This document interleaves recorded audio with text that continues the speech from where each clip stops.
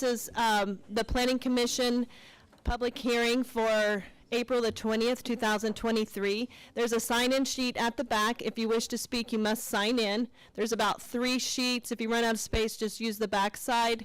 The rules and guidelines for the Planning Commission are on the screen. Essentially, there'll be, for each agenda item, there's a staff presentation, and then the Planning Commission has the authority to speak amongst themselves, or they can move directly into the applicant presentation. The applicant gets about 10 minutes to speak, then the Planning Commission can ask questions of them. The third point is public comment. At that time, if you want to speak and your name is called, you'll come to the podium, state your name, your address, and then you have 3 minutes to speak from the time you get to the podium. I'll have a timer going, or Brandon will, I don't know, one of us will have a timer. You'll be able to know when your time is up.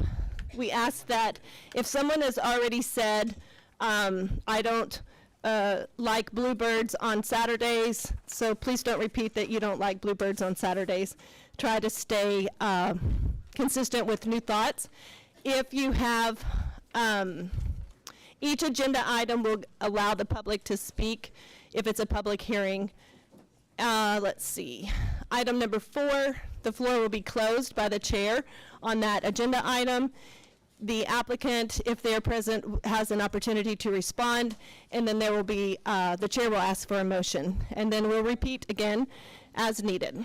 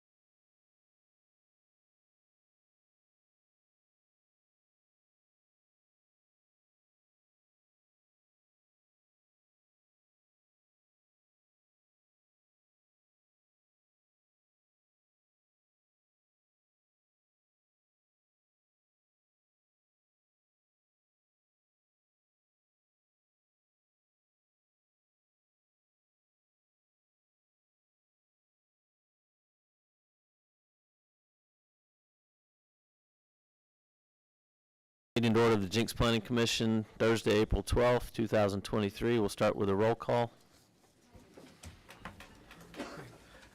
Byer. Here. Brown. Here. Wilson. Here. Boers. Here. Bowman. Here. Randolph. Here. Chair West. Here.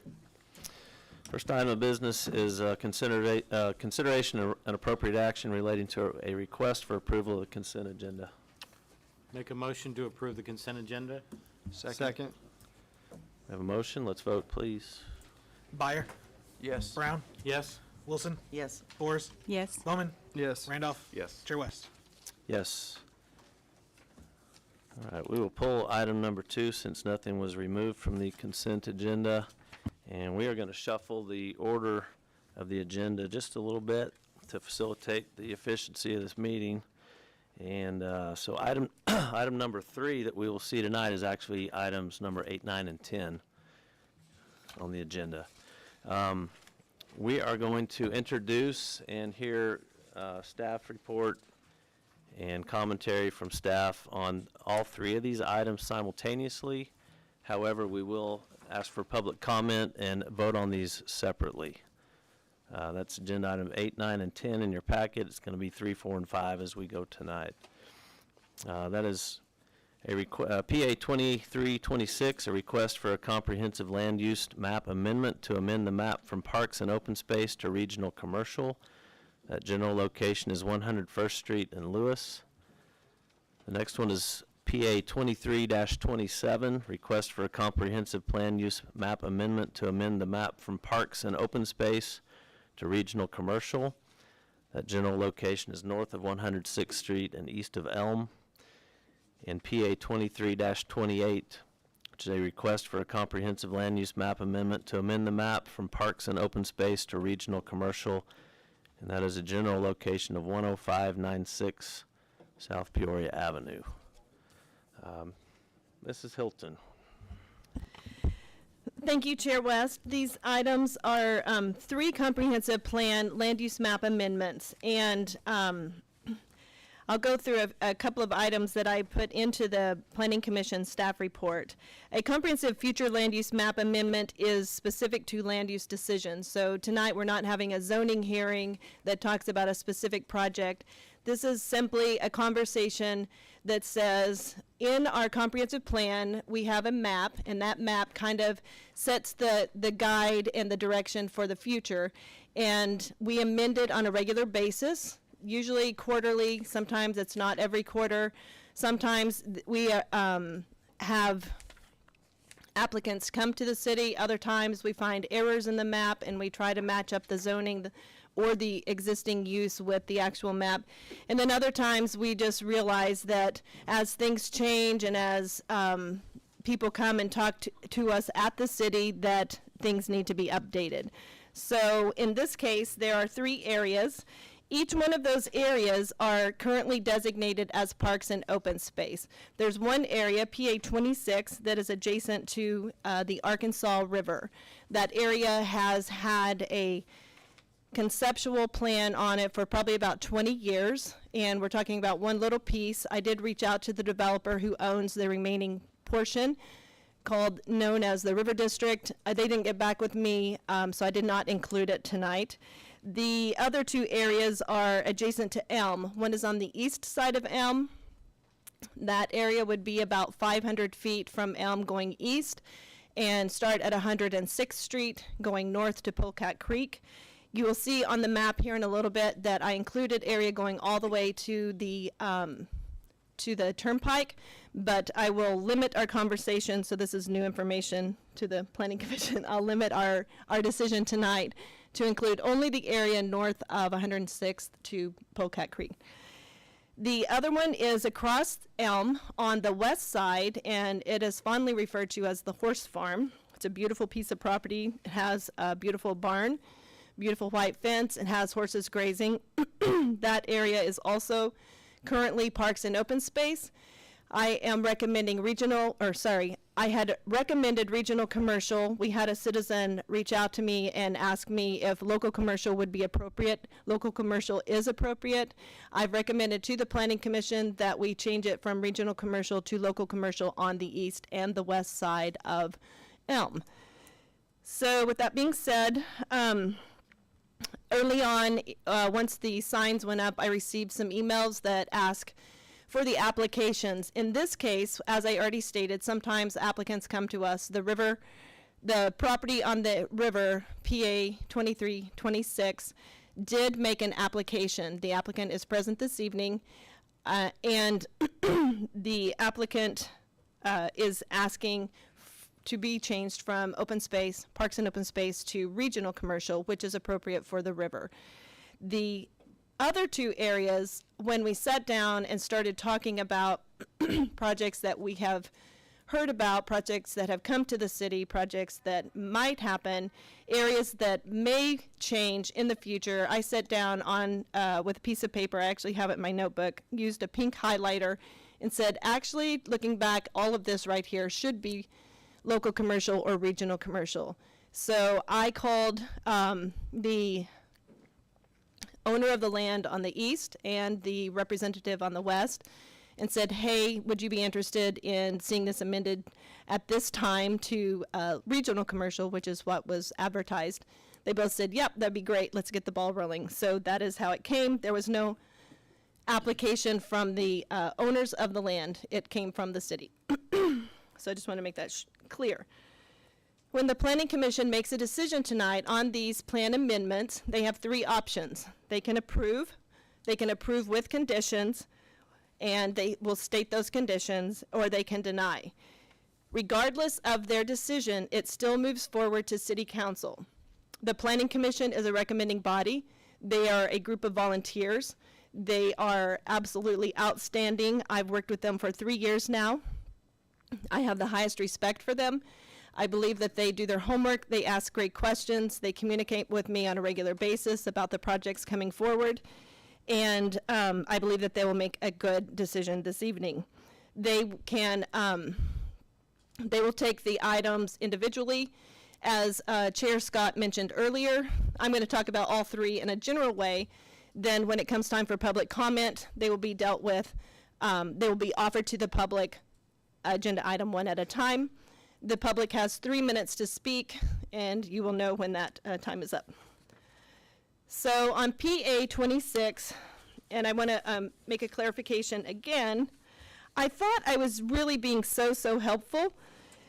I put these large, Brenda's not here to move the page, but I put these large red boxes to help everyone understand the area, and apparently I've learned that that caused great consternation, because a lot of people thought that everything within the red box was actually the area that we were talking about. If you were able to zoom in on your computer or your phone or on the agenda packet, you can see there's a little tiny dotted area with an arrow. It's that little tiny dotted area with the arrow pointing to it that we're actually talking about. So this is PA 2326. The applicant is Mark Capron with Wallace Engineering. They're representing a pickleball concept that also is interested in doing restaurants, medical offices, and other commercial uses. Take a breath. The current land use designation is parks and open space. The requested land use is regional commercial. The comprehensive land use map currently has everything along the Arkansas River as regional commercial because the area is a regional draw. We have the Oklahoma Aquarium, we have the Riverwalk, we have hotels over there. All of that is a great place for people, not only from Jenks or Tulsa, but from Arkansas, Missouri, Texas, to come up, spend the weekend, spend their dollars, and have a great time. The zoning is ag.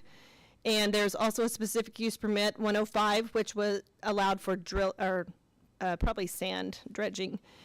Platting would be required. If this were to move forward, I'm recommending that they would come back to the Planning Commission with a PUD, which is called a planned unit development, with an underlying zoning of commercial shopping. On that part of the city, they could also go River Tourist Commercial. They're similar zonings. They have a couple of different uses. With the planned unit development, that's where you really get down to the nuts and bolts and really have that detailed project conversation. So tonight we're not talking about projects. I can mention to you, because this is an applicant, so you'll know in advance about that. But I don't have any other details to offer you. There is no zoning request this evening for discussion. On page 2 of 7, or page 125 of 175, shows the legal description, and the big red box. So, sorry about that. The second case that we have this evening that you all are allowed, or allowed is a fine thing to say, but you can speak on, is PA 2327. So this parcel is north of 106th and east of M. The applicant is the city of Jenks in anticipation of a sports experience. So I already stated that earlier, that I'm the one who made the application. I am aware that there are conversations. I am aware that this is something that's been on the radar for the city for some time, and suggested that we get the ball, no pun intended, moving forward. So the current land use is parks and open space. And the emails that I've received, and thank you all for your comments and for your emails, I didn't get all of them printed into the agenda because I didn't receive all of them before the agenda was printed, but I will get as many as I can, everything that I have to the council. I believe the deadline will be Wednesday. However, I will be out of the city, so my deadline for any comments will be Tuesday. I'll have to get it, actually Monday. So any comments that occur after tonight via email, I'll need to receive by Monday to get it into the packet for city council. So the current land use over there is parks and open space. There's been a lot of comments about mitigation areas. The mitigation areas are not included in this request tonight. So we're not going to talk about mitigation areas, but I am telling you that they're not part of it. Those mitigation areas have deed restrictions. They are not going to be touched. They're not going to, no one's going to change anything with those. I could tell you other information, but tonight we won't talk about that, just so that you know it's not included in tonight's discussion, and they are also not included in future discussions because they will not be touched. The recommended zoning, if this goes forward, let me go back. The requested land use, I had asked for regional commercial, but I'm going to clarify to the Planning Commission that on this one I am going to ask for local commercial, so that is a change in my recommendation. The local commercial talks about, it's more for if you want to go someplace to eat, if you need to, if there's some kind of local entertainment or different things like that. It meets the needs of the local constituents. So the, let me see here. We're on page 126 of 175 if you have an agenda.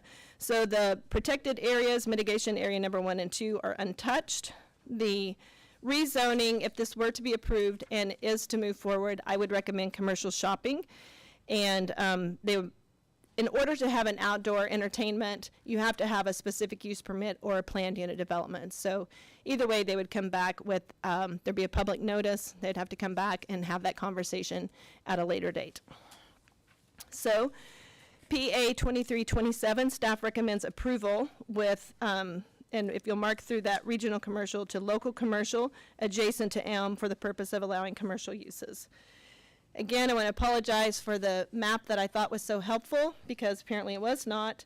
And also amending that map to stop at Polecat Creek, not to go north of that, and to stop at 106th Street. The last area to be discussed is PA 2328. And I will say, for people coming in, we have an overflow area. The police chief has asked anyone standing to go to the overflow area and to be seated over there. If you want to speak, there are sign-in sheets that you can sign in, and your name will be called at that time. We're back up and working over there. Okay. So PA 2328 is west of Elm and north of 106th Street.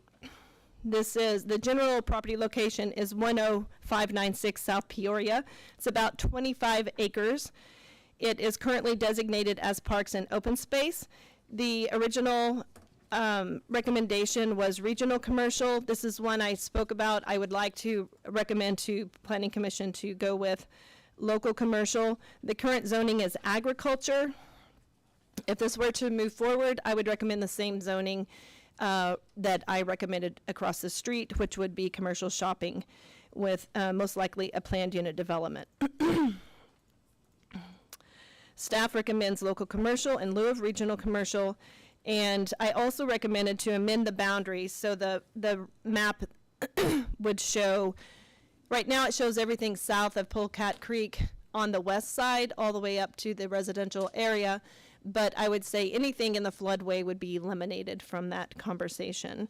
So that takes out about half of the project area. Marseille, for clarification. Yes, sir. Since Brandon has stepped out, can you go back and highlight on the screen the small area that you had on 2326? Yes, sir. And then point out those mitigation areas. Yes. So that we'll see what's excluded. So go to page 126.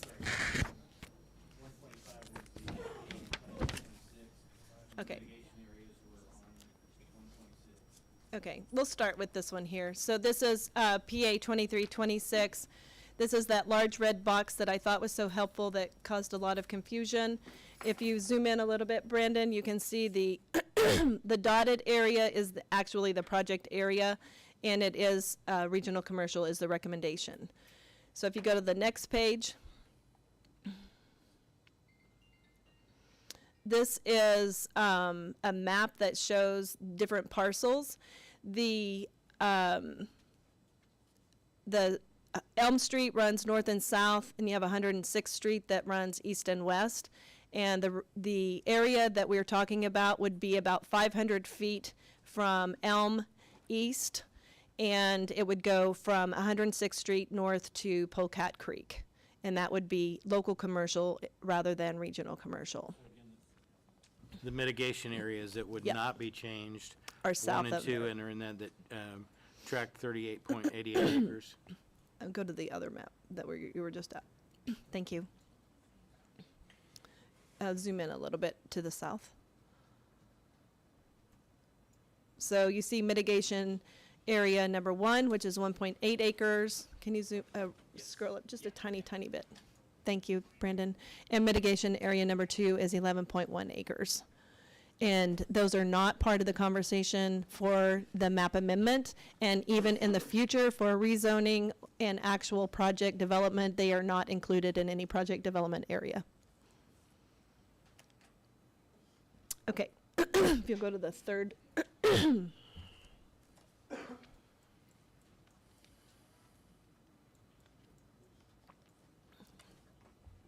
So,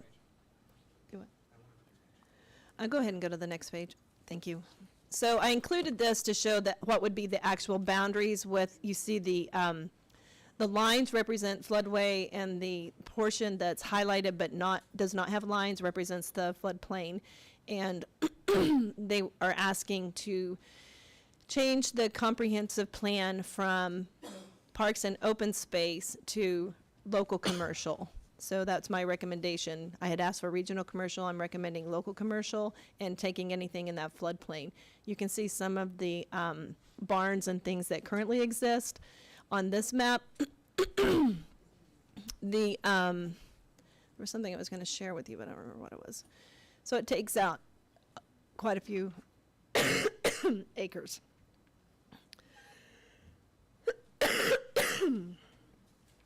Overall, this project would retain about little less than half would remain parks and open space and could still be developed for public uses if they so desired. The project across the street is 100 plus acres. They're only asking to change 5 out of the 100 acres. And in that concept, there are, I believe, over 2 miles of trails with a playground available and to the public 24 hours a day, 365 days a year, if it were approved. Excuse me. I think that is everything that I have. Do you have any questions of me?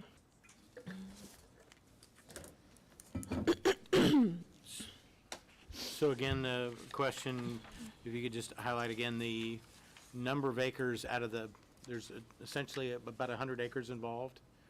On the east side of Elm, there is a little over 100 acres, and the project area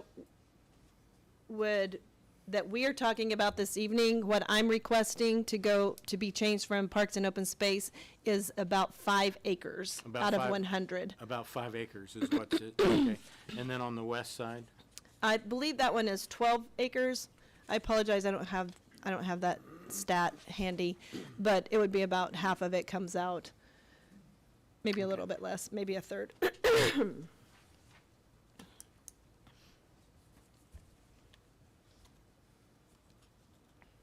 So again, just highlighting the mitigation areas that are immediately across the street on the east side of Elm.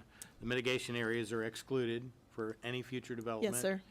And we're only talking about 5 acres out of the 100 acres Yes, that sir. are in question, okay. Thank you.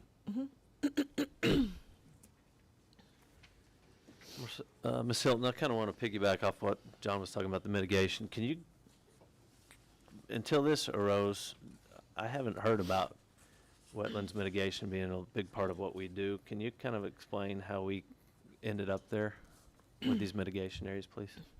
The Corps of Engineers has criteria that there are lands designated or waterways that are designated as navigable, and there are other things. So what happened in one case is that one of our developers in their project interfered with what the Corps of Engineers determined to be a navigable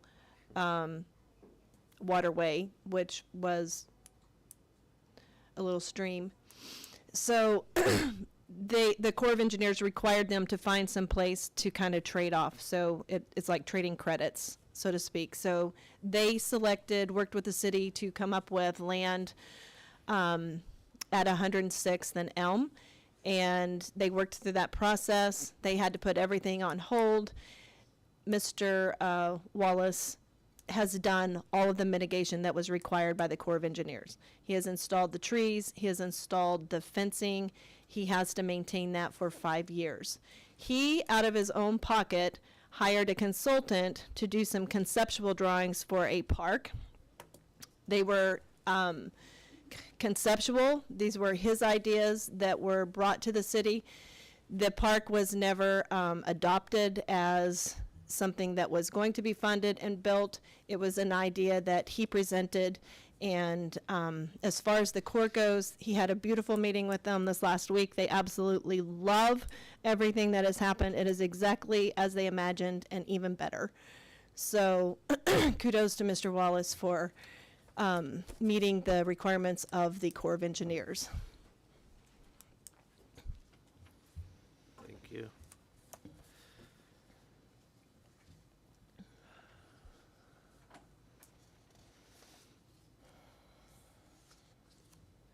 Could you, so this property, all 3 of these properties are currently zoned AG, correct? That is correct. Could you go over kind of a generalization of some of the rights that are granted under an AG zoning that could be done by right? So if I had a property in the city of Jenks and it was zoned agricultural, I could do passive agriculture. I could have a commercial grow facility by right. If you're not familiar with that term, that means I could A pot farm. have a pot farm, basically. That's allowed by right. I could do animal boarding by right. I don't have to come to the city to get approval. I still have to work through the engineering, et cetera, but I can do that. I don't have to have a public hearing or get anyone's permission on the actual use. And there's several others. Those are the top 3 that come to my mind. Okay. So in some ways, changing the zoning potentially, which is not what we're doing tonight, but if that were to change from AG, it's actually a little more restrictive in a lot of ways, in my mind. Okay. maybe less offensive. A little less offensive in some ways, sure.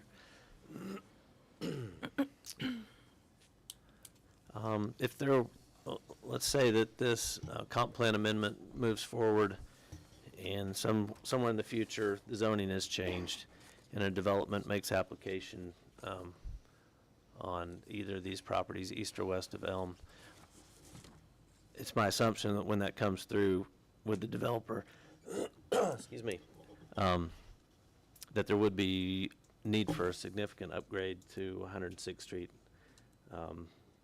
westbound, and then we've got bond money, correct, to upgrade the eastbound side. Correct. So Elm is one of the only primary arterials in the city of Jenks. It is a 4-lane. It will be expanded all the way down to 131st Street. One of the reasons we have the bottleneck that we have right now is because it hasn't become 4-lane. The city is in the process of finalizing the right-of-way acquisition for that, and we'll get that hopefully very soon. The citizens of Jenks, I believe in 2020, approved a bond to tax themselves to build a road going east from Elm to from Elm to the outlet mall to help also alleviate traffic. Elm Street goes to and from the turnpike. It's a primary arterial. It was designed and should carry a lot of traffic. It is intended to carry a lot of traffic. The street going east towards the outlet mall is designed and is under design and will be created to carry a lot of traffic. The city has also engaged a traffic engineer. They have made recommendations. Anytime a project comes to us, so let's say the developer wants to do something, they come to the city. We have what is called a pre-development meeting. We talk about traffic, we talk about access, we talk about distances, like where the accesses are. Does the street need improvement? How would it be improved? How could it, what's the best way to manage the traffic? And we talk about the zoning, what are the steps forward, and then that's just the initial conversation, and then they will also come back with all the layers of engineering. They have to meet all the requirements of the floodplain. There are local requirements, there are state requirements, FEMA has requirements. There are so many layers to development, and the biggest one that I deal with is land use, which is what we're talking about tonight, and zoning, which would be the next step if this were approved and they were allowed to move forward. Did I answer your question? Yes. Okay, thanks.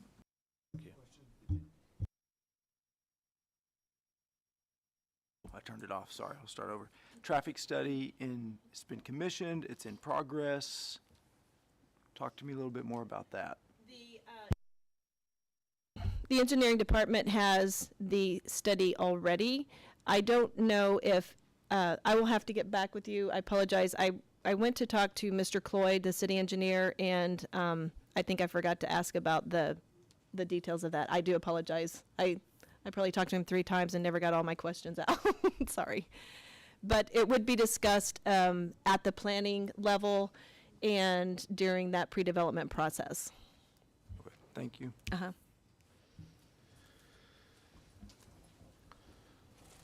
Can I ask a few questions? So Certainly, Dave. part of that east side, you kind of mentioned that conceptual plan for a park in the past, but the city doesn't own that property, so was that Mr. Wallace sort of proposing a plan for that, or I just don't know the full history on this. Maybe you can fill me in? Yeah. The city actually does own, if you zoom in right there, it is city property, so he partnered with the city. And the city has 2 mitigation areas, so there are 2 deed restrictions, but he is responsible for area number 2. He is responsible for that mitigation area. So the Corps holds him responsible for the maintenance, the upkeep, and to make sure that it meets all of their requirements. Okay, but I guess it didn't really, so the city, and just to clarify that mitigation area number 1, 1.08 acres, it's just sort of that small Right. circular area, not the whole. Correct. Okay. Yep.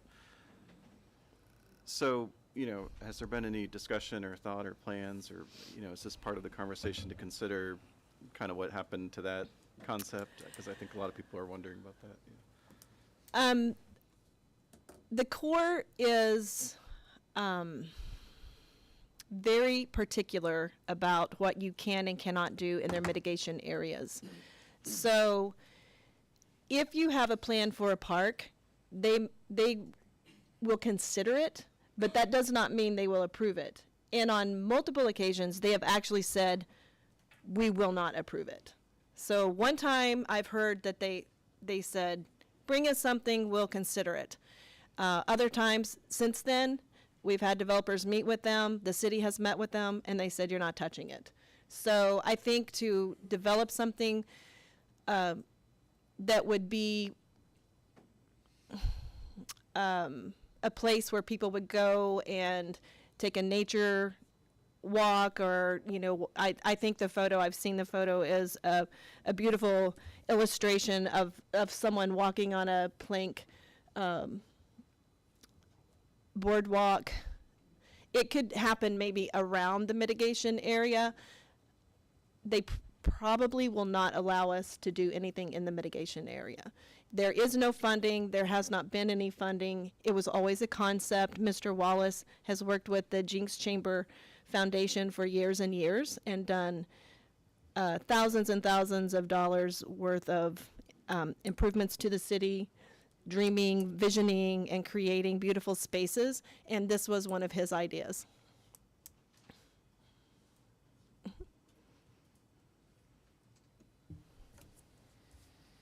Any questions from the left side? Greg, no? Amy, no? Okay, we will go ahead and open the floor to the public.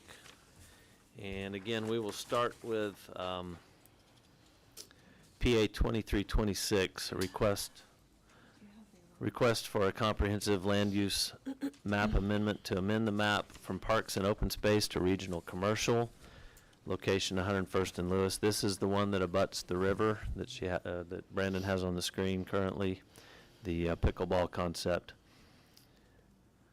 Is the applicant here? I want to talk about this though. Okay. Oh, actually they are, but they're Okay.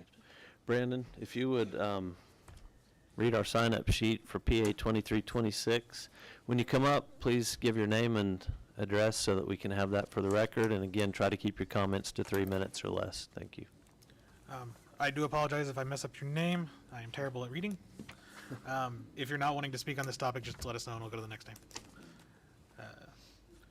Tommy Nathan. Sorry about that. Is that better? Okay. So just to repeat myself, if you don't want to talk on this subject, just let me know and we'll go to the next name. Tommy Matheson. Nathan. I apologize. Okay. Mr. Peterson, you're for PUD 141, right? Okay. Thank you.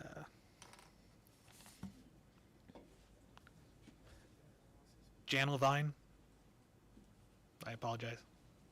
516 East Beaver. No? Okay, thank you.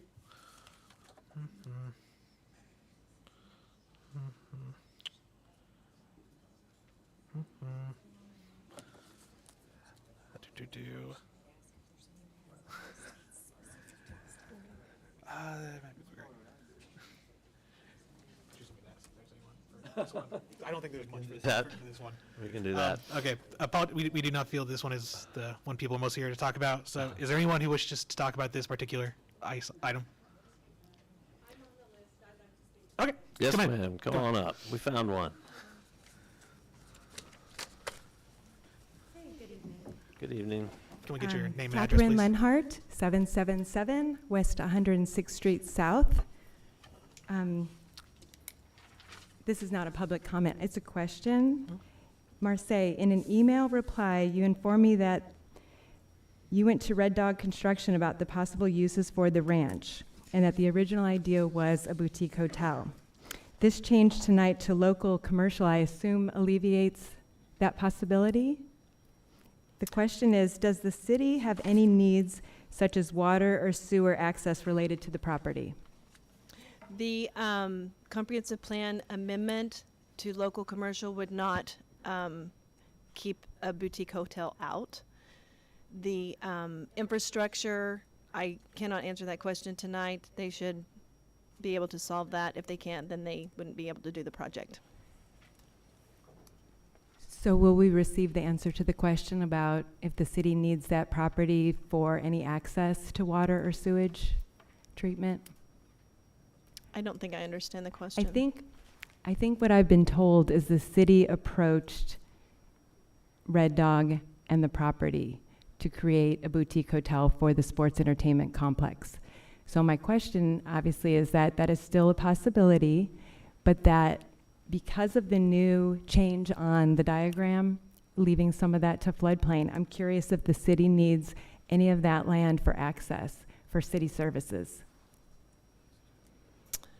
I probably need to clarify. I called Mr. Josh McFarland because I knew that he was speaking with the landowner, and I knew that they were interested in a project on that land. The city is not interested in any kind of development personally, if that's what you were asking. Yes. I called him just to have a conversation about, hey, are you ready to move forward? Because I knew that they are interested in doing something. So we had nothing to do with the hotel. We had nothing to do. If it stays a horse farm, great. I love it. If it changes and the planning commission makes a recommendation and council approves it, that's fine too. But the city did not have any decision. I literally just said, hey, we're doing some updates. Would you be interested in participating in the update process? Okay, and because of that conversation, what would the entrance and exit look like for that property? I mean, Marcy, can I because if it's a land use change to local commercial, it does, Wrong agenda. it is Yeah. next to the residential road. Ms. Leonard, Yes, sir. you're asking questions about the item 2328. Yes. We're on 2326, the Oh, you parcel told land me. that's on the Okay. river. Sorry, my group So, was very that's okay. excited. It's no- Thank you no- for answering, no Marseille. problem. It's nice to see you in person. We'll get to that one here in a minute. Does anybody else wish to speak on 2326, which is the parcel that abuts the river, the pickleball experience? Anybody from the public want to speak on 2326?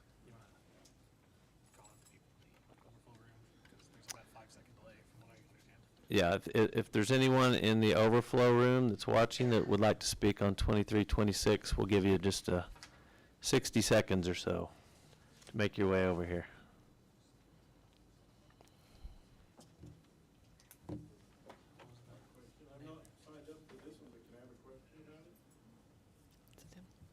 Yes, sir, if you'd like to come speak on this item. Mm-hmm.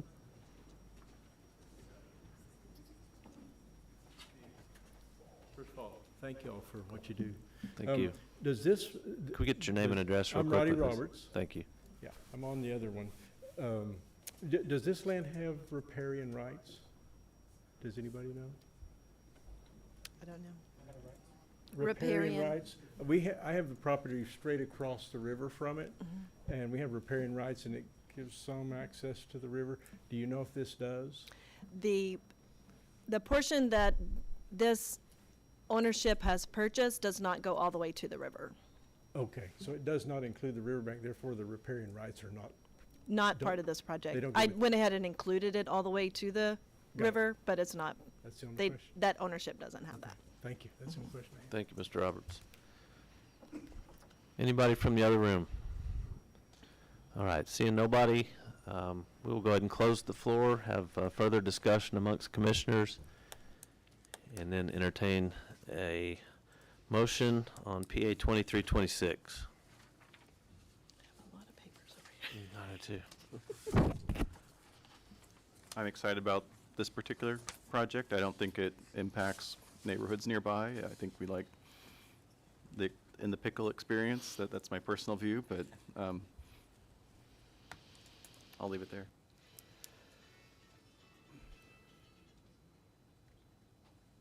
All right, is there a motion? I'll make a motion that we amend the land use map for the comprehensive plan for 2326 as proposed. Second. We have a motion and a second. Brandon, let's vote, please. Byer, Yes. Brown, Yes. Wilson, Yes. Bors, Yes. Bowman, Yes. Randolph, Yes. Scott. Yes. And now we will go ahead and reopen the floor to PA 2327. This is the piece of property that is, it's a request for comp plan land use map amendment to amend the map from parks and open space to local commercial general location north of 106th Street. And again, we'll open the floor. Brandon, why don't you try to call some people out? If that doesn't work, then we'll just ask people to come forward. That is number 9 originally, right? Yes. Yes. Okay. Robbie Roberts. Yep.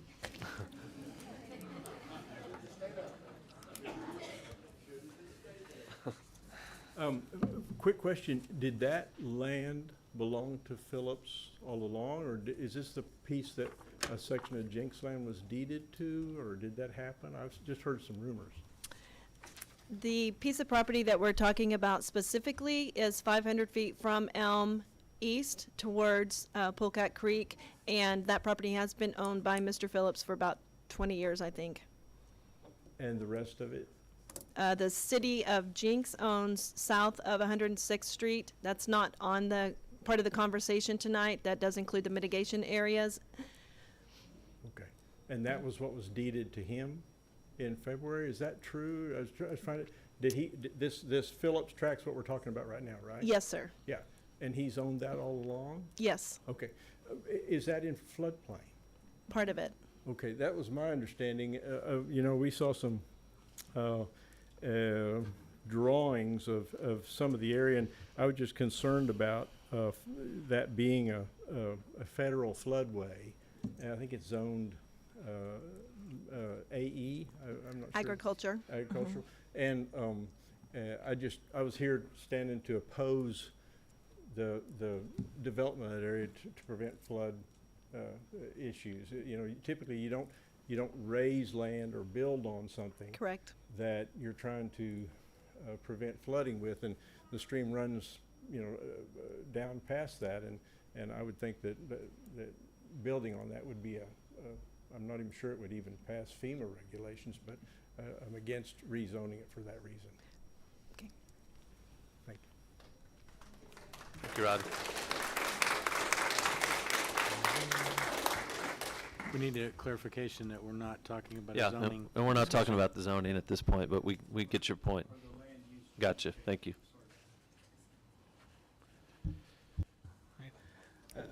Robert Bush. Macy, I indicated the wrong agenda item. Okay. Refer to agenda item 7. 7. PD 141. Okay.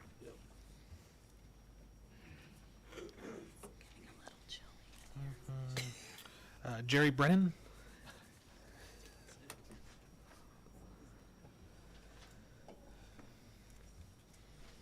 It's starting to simmer. I can go. I'll go check it. Good evening. My name's Terry Brennan, and Sorry I'm about that. an attorney with Hall Estill in Tulsa.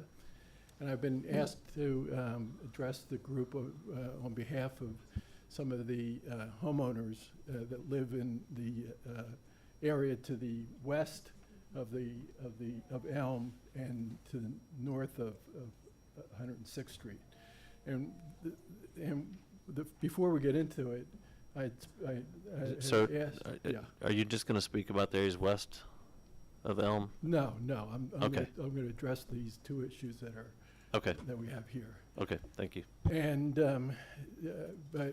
just to let you know first, I was hired, or Hall Estill was hired yesterday to look into this issue, and I spoke to Marcy, who was gracious enough to take my call this morning and talk to her about continuing tonight to another date, 60 days down the road, to give us an opportunity to investigate what are the issues here that are before the council, and hopefully come to some solutions that we could talk to with the developer and with the city, and see if we could all be on the same page. And if not, then readdress these issues again in 60 days from now. So I want to bring that out and for a couple reasons. One, for solution reasons, but also because there's been a lot of change that I can see in the issue with the issues and designation of the property, whether it's agrarian, whether it's commercial, regional commercial, whether it's local commercial, and we feel that it would be beneficial to all involved if we were given the chance to investigate and do and come back to the council at that point in time and rediscuss the issues.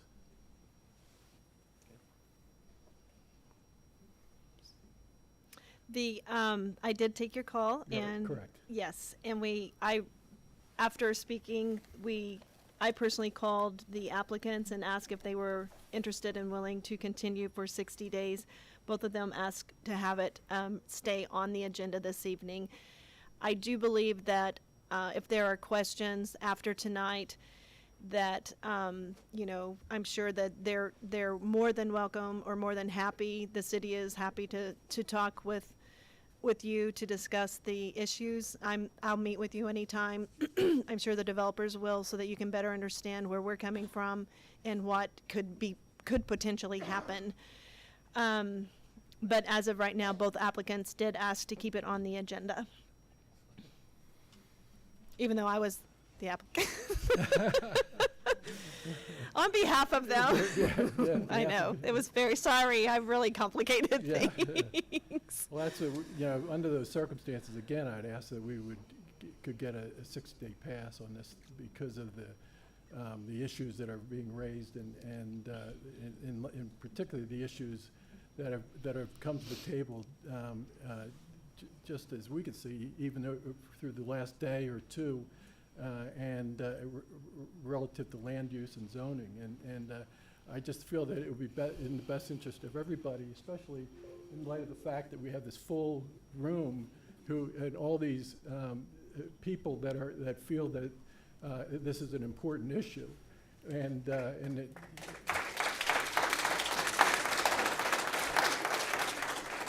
Mr. Brennan, your time's expired. Do you have anything else you want to wrap up with real quickly? well, let me address one other issue too, and then I'm going to call Kat Lenhart up, and she's going to address some issues.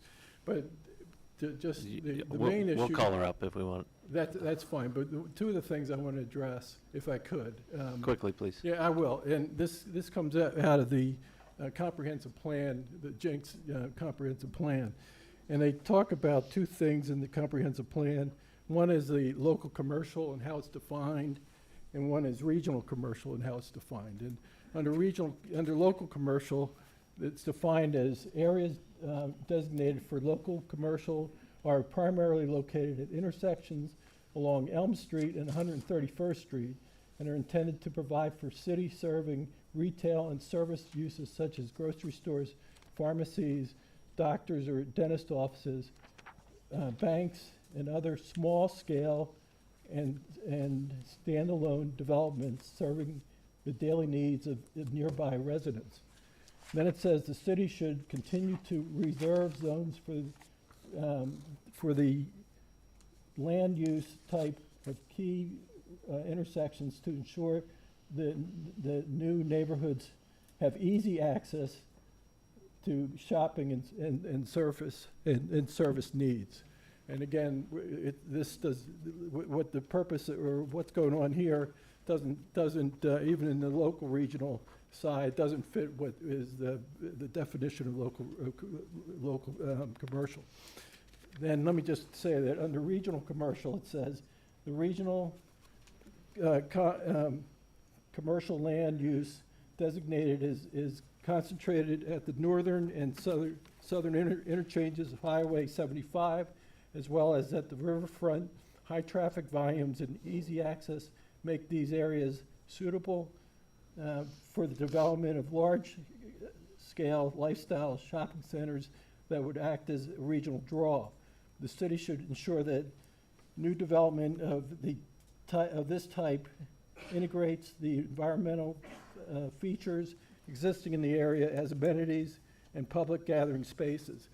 And as I said before, what the city is trying to do with these properties does not fit either local or commercial, local commercial or regional commercial land use requirements or zoning requirements. And I want to turn the rest over to Kat Lenhart. Thank you. Thank sir. you. Next, Brandon. Go ahead and go with Catherine Leinhardt. Ms. Leinart? Leinhardt. Leinhardt. Yes. Thank you. Catherine Lenhart, do you want me to go through 777 again? Okay, thank you. Well, I think it's obvious my social media outreach has given a new strategy in order to move this along tonight. My prepared public comment prior to these last-minute recommendation changes is this. The proposed land use map amendment does not represent the Jenks we know and love. The Jenks we know and love has open corridors leading to the residential corridors, wide open spaces. I support revitalizing downtown because people expect a vibrant downtown. The addition of development complements downtown. It makes sense. And we've heard for years that the outlet mall will bring much needed revenue. But asking to bring this land use map change amendment, to this intersection of 106th and Elm is just asking too much. It has been stated that this is still ultimately for a national enterprise. Jenks master plan talks about the floodplain areas being undesirable for development, but yet desirable as a unique feature of Jenks.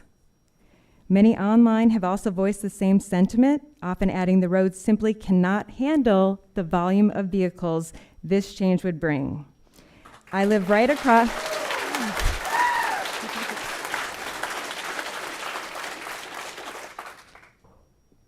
I live right across the intersection of 106th and Elm. I've witnessed traffic backups. I've witnessed them at a standstill. And what happens when that standstill backs up to the turnpike is that everybody likes to take a right on 106th, go to Elgin, go to 111th. That is a safety issue. It's a 2-lane road without trails, sidewalks, shoulder of the road. Kids come down on scooters, bikes, walkers with dogs, everybody. But this is not all about traffic. This is about the continuity of a community. I oppose this land use map amendment change. It really does not serve the residents of Jenks. It would be used for the benefit of tourists. I would add that the reason that Jenks concept plan for the nature trails came to light is to highlight the fact that the city did a lot split to utilize its property not for the benefit of the residents. The great thing about that nature trail concept was that it would serve the residents. It had a maximum space, I think, of like 6 to 8 parking spaces. It looked amazing. It would have been so beneficial for the community. And that's my final statement. But I do have a question, and I think others don't understand that too. The lot split, how do you justify the lot split being beneficial for the residents? I didn't catch that in the agreement, so I just wanted an explanation, please. No lot split has been done at this time. So in the meeting notes of the JPWA circa February, those are not accurate. The meeting minutes, there can be an agreement, but that doesn't mean the lot split has taken place. Because the deed has not been finalized. Correct. Right. Okay, thank you. Thank you. Thank you. Thank you.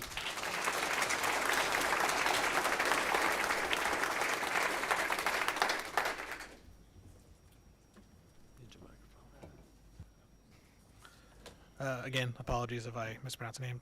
Claire Andrew? 10920 South Elgin? No? Okay. Charlotte Montgomery?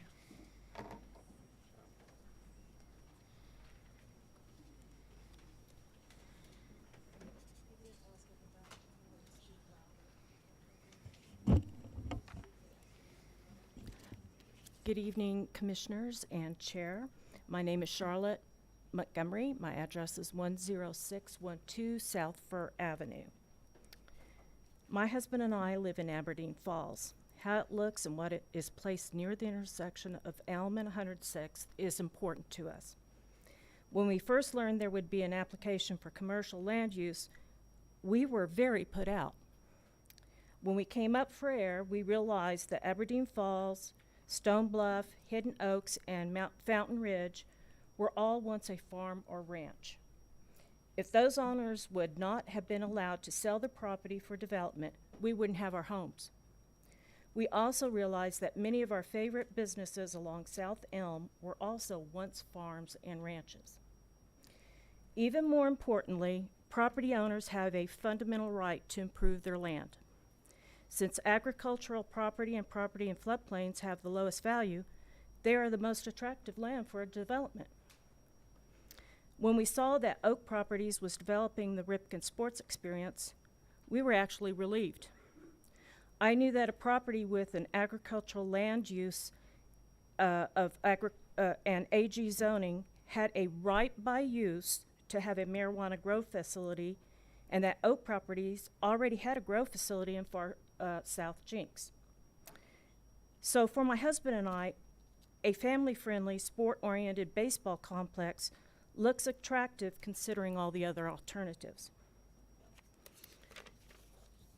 I am relieved to see that the staff is now recommending local commercial.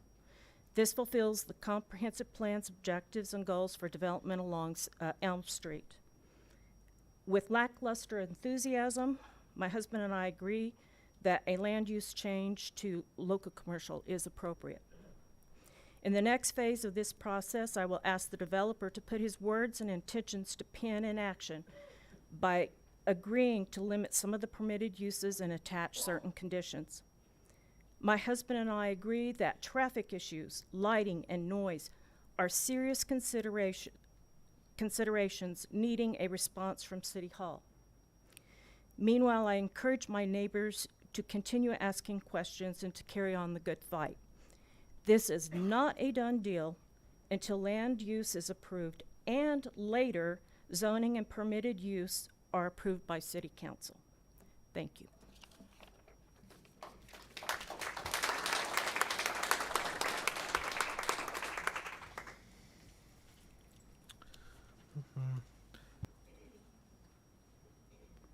Courtney Prunch, 1213 West 108th.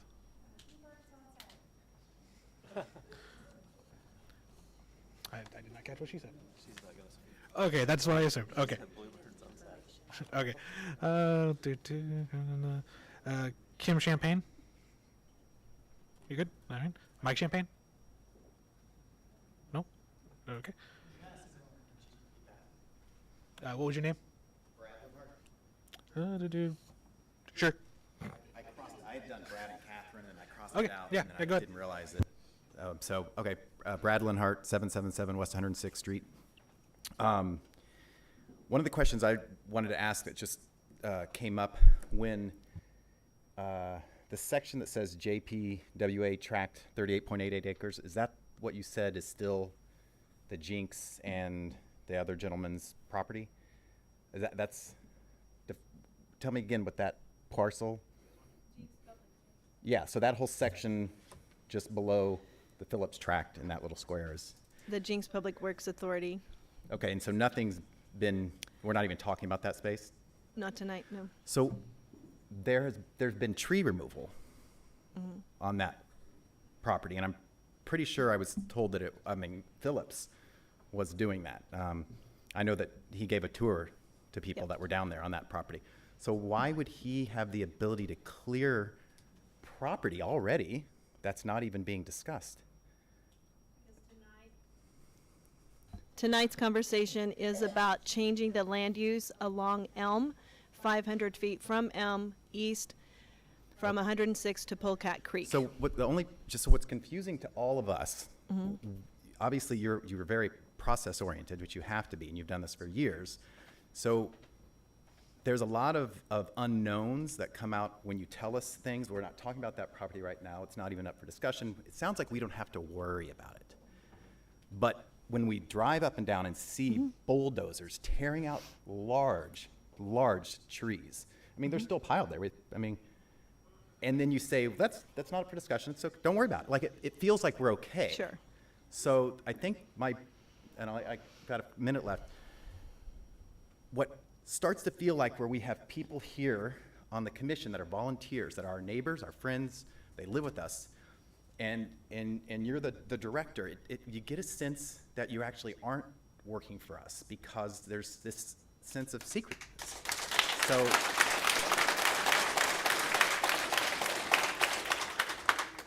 and that's really what I wanted to point out.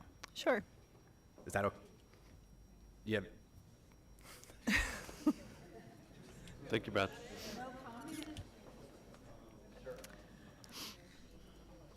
Do you want me to comment on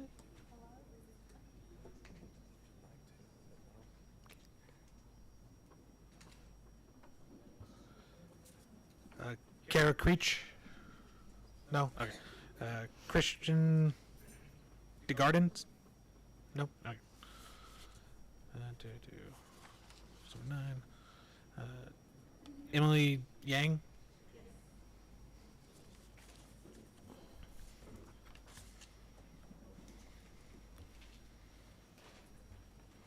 Good evening. My name is Emily Young. Apologies. Am I on there? Yeah. I live at 12203 South 4th. I live at 121st and Elm, so I'm past that section. I'm wondering if you guys have performed any environmental studies as to what changing that land use would do to the habitats of bald eagles, of deer, of things that I see that bring me joy, bring my children joy when we drive down Elm. Have there been any studies?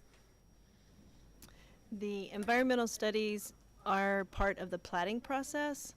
You don't need to do you're not required by any code or statute to do an environmental study prior to an earth change permit. Okay. That's unfortunate. Have there been any studies done with the amount of traffic that a large sports complex or any sort of change in that land use will do to that intersection? Yes. And what were the results of that? You may not have been present earlier when I spoke on that. The city has hired a traffic consultant. They have provided their results. I will get those and make those available. I don't have them tonight, and I do apologize. I did go to the city engineer, and I had many questions, and that was one of them, but I didn't remember to ask. I apologize. I think that's This is very a land key. use, right? Right, but using that land requires streets to get to it. I mean, I think it's a very key issue that we can't possibly vote yes or no when we don't know what the impact of literally thousands of vehicles. If we're talking about 10 baseball fields, thousands of vehicles. If we're talking about a boutique hotel, the traffic is already terrible. Even adding an extra lane all the way down to 131st is not going to mitigate. I mean, I came home, I teach at Jenks. Mm-hmm. I came home at 4 and I was already backed up. It took me 15 minutes just to get from when I got off the highway all the way down to 121st Street. The traffic's already terrible. Adding thousands of vehicles in every weekend for tournaments, I get that it's a big financial draw for the city, but at what cost? And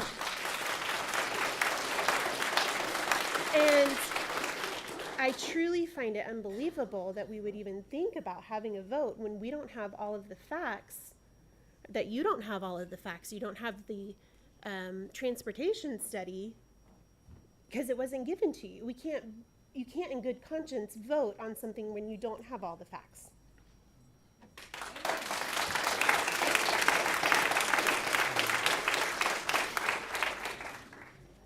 Thank you, Emily. Karen Hammond?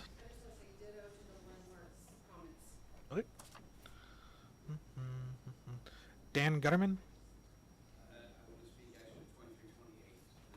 Okay.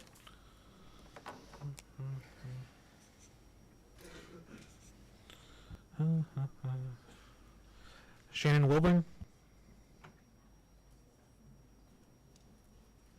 Shannon Wilburn. Oh, okay.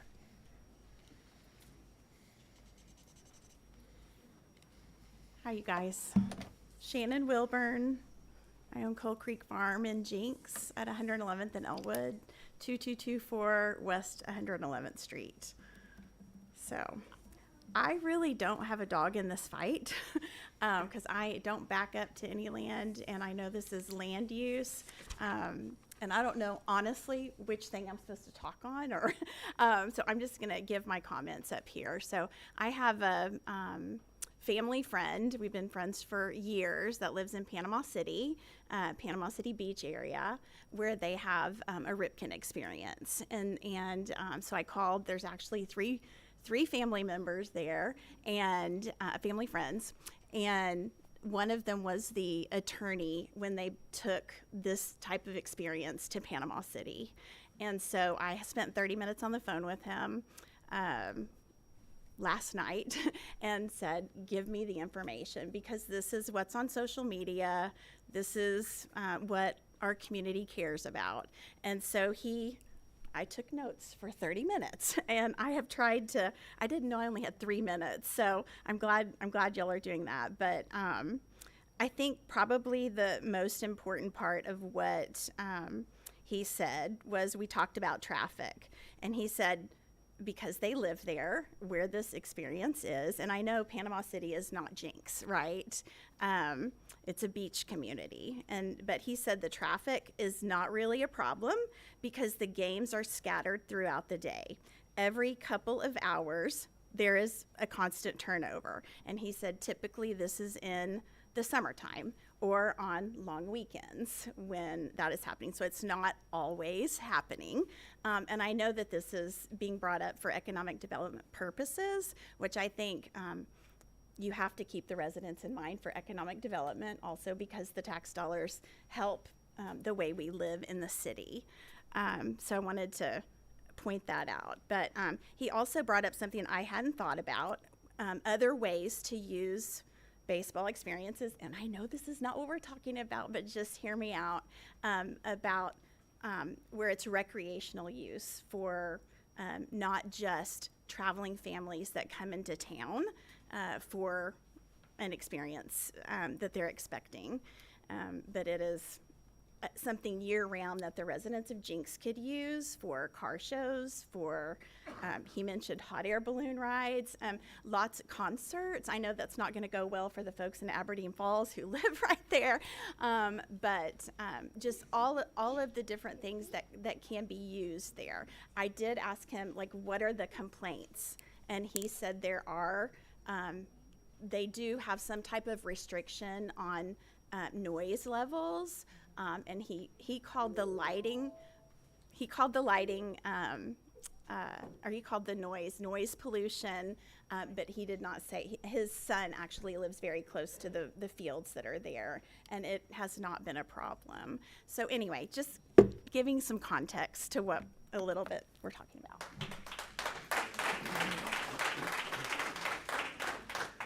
Thank you, Shannon. Robin Evans? No. No? All right. Ivy Rapaski? Ivy or Mark? Rapaski?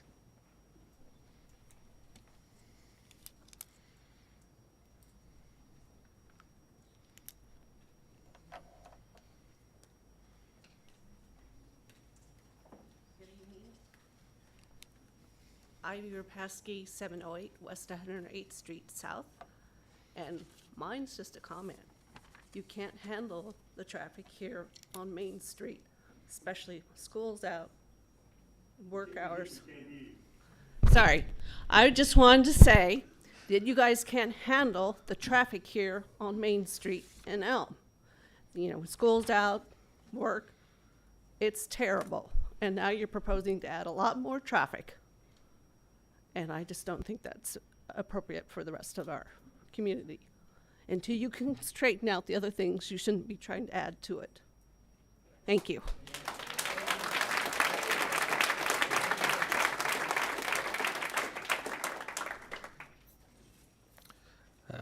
Tim or Marlon or Marla Batson.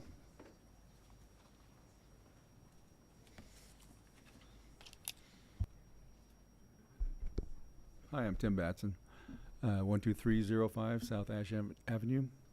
I hadn't really actually planned on talking, but you said something a little while ago that made me want to ask a question. You said that we had passed a tax to improve the traffic flow or to build the roads. I was under the assumption maybe that the access roads that we have and the changes on the highway or at the turnpike met that requirement. Is that not the case? Are we talking about additional roads? Yes, sir. It is an additional road. The bond project was to improve 106th from Elm to the outlet mall. It goes Okay. across the creek, gives a second point of access. And it'll Okay. be 4 lanes. Okay. Oh, 4 lanes. Mhm. Okay. It is under design. Okay. And I just wanted to state, we're talking about all of this, and I know that you're talking about this is not the whole. We're basically not talking about the whole enchilada. We're talking about a piece of it at this moment. But eventually, we're talking about the whole enchilada. That is correct. Yes. So I just want to say that my wife and I moved here about 11 years ago. I was 20 years in the Air Force. We got to come home and move back. One of the reasons we came to Jenks is when we were dating, we came here, and it was always so quaint. There were little bungalows. It was a beautiful town. It has a great small town feel. And everything I've always seen is everyone says, we want to keep that small town feel. The council, I always see that. No one ever says anything different. But everything I see in our development tends to take us away from that. The one thing I don't want to see is a change where Jenks becomes the 71st Street corridor. My parents moved there in 81, 65th and Garnett. It was fields, it was 4-way stops. It didn't happen overnight, it happened over a long period. But it changed from the fields, the nice casual feel of that area to what we have now is nothing but asphalt and concrete. I'm all for development, but I think we're heading toward that type of thing in the long term. Thank you.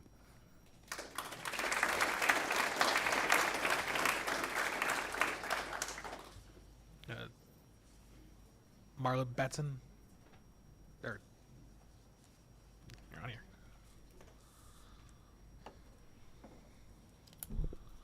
Marla Batson, 12305 South Ash Avenue. I just wanted to say, speaking about the whole thing, you're talking about more commercial usage when we can't even utilize the empty buildings that have already been built at 131st Street, 121st Street.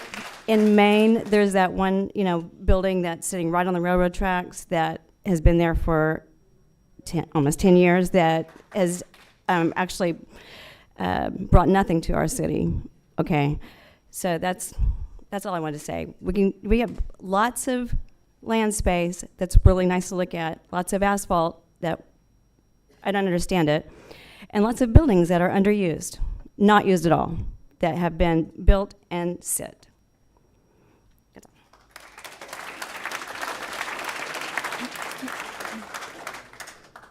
John Cato.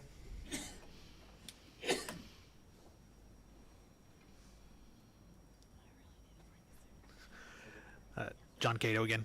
Just one more time. Oh, okay. Jared Wedcombe.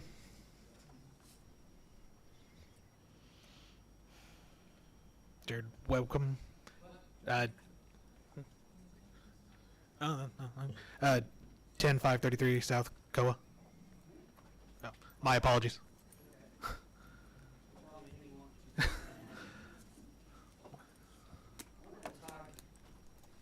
You already have my address, right? 10533 South Cole. So I just wanted to talk about a few things that have been brought up, but just in a different light. So the 71st Street corridor, for instance, this gentleman talked about. If you think about it 25 years ago when it was going, and you look at it today, you will see that it's very densely, I guess, developed at this point in time. I personally don't go down there. I don't go down there because the city of Tulsa did not create the infrastructure necessary to keep those businesses alive. So you're seeing businesses die in what was once the greatest place of Tulsa to be. And we're trying to take Jenks, which is what I think is the greatest place to live in Tulsa, and we're gonna run people out. Short term is, let's get some tax revenue, and here's what we're thinking. Long term, we're missing the boat.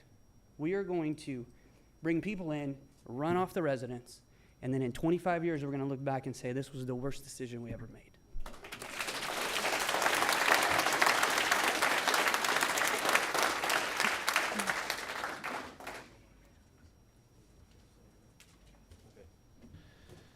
We're going to go and call a 10-minute recess, take a little break, and then we'll continue on with our open floor discussion. Thank you.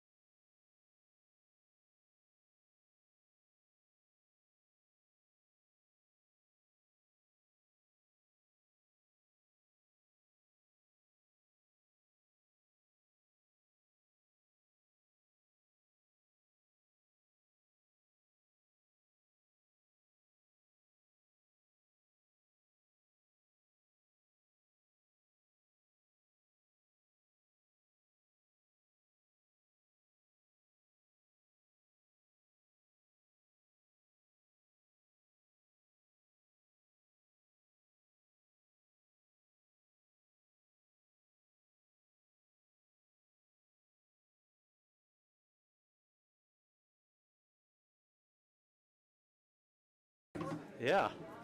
I don't talk loud enough.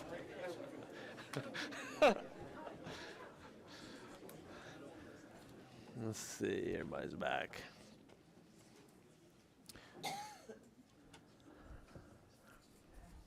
All right, Brandon, let the record show that we resumed our meeting at 7:47. And we will continue with our open floor and citizens' comments on PA 2327. John Plaskanik. Oh, sorry about that. John Plaskanik. 11011 South Elgin. Nope. Okay. Please and thank you. Spencer Groden. 925 West K.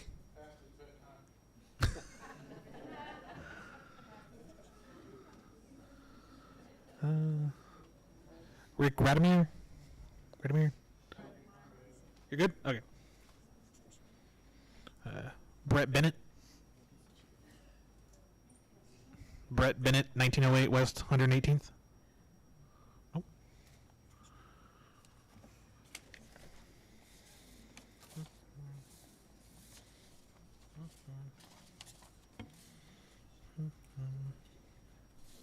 I apologize. I've got my notes out of order.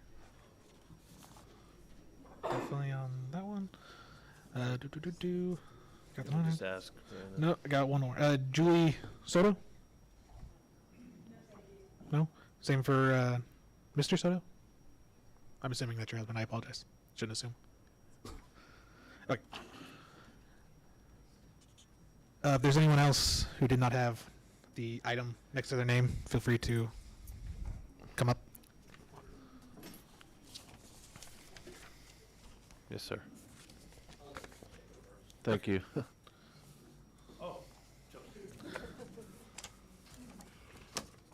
Good evening. Thank you for your service. Appreciate it. My name is Jim Chin, 10524 South Coa Street. Let me say that I love baseball and I love shopping. What I don't love is traffic. And I moved here from New York, so I know traffic. And I will tell you that I also know that landowners have rights. And I also know that those rights need to be balanced with the needs of the community and the environment. And so I did a little homework, and I found out that there's an INCOB study from 2011 to 2020, which said that more than 29,000 cars go past Peoria Elm and 106th Street every day. And if you look sometimes around 5 o'clock, you can see that. I understand that the mall will bring about another 30,000 or more.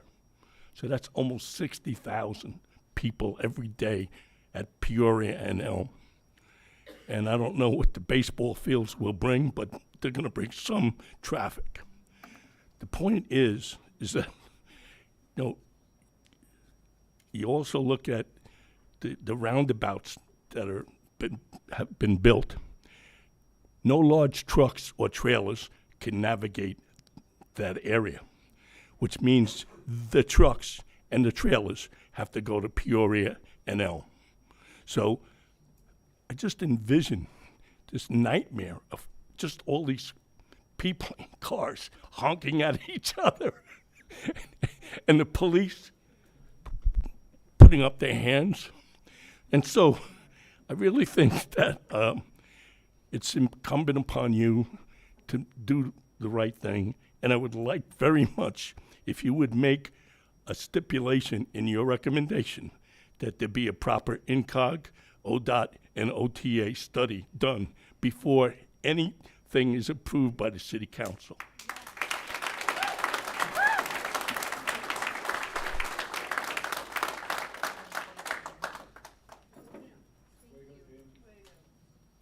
Thank you, Jim.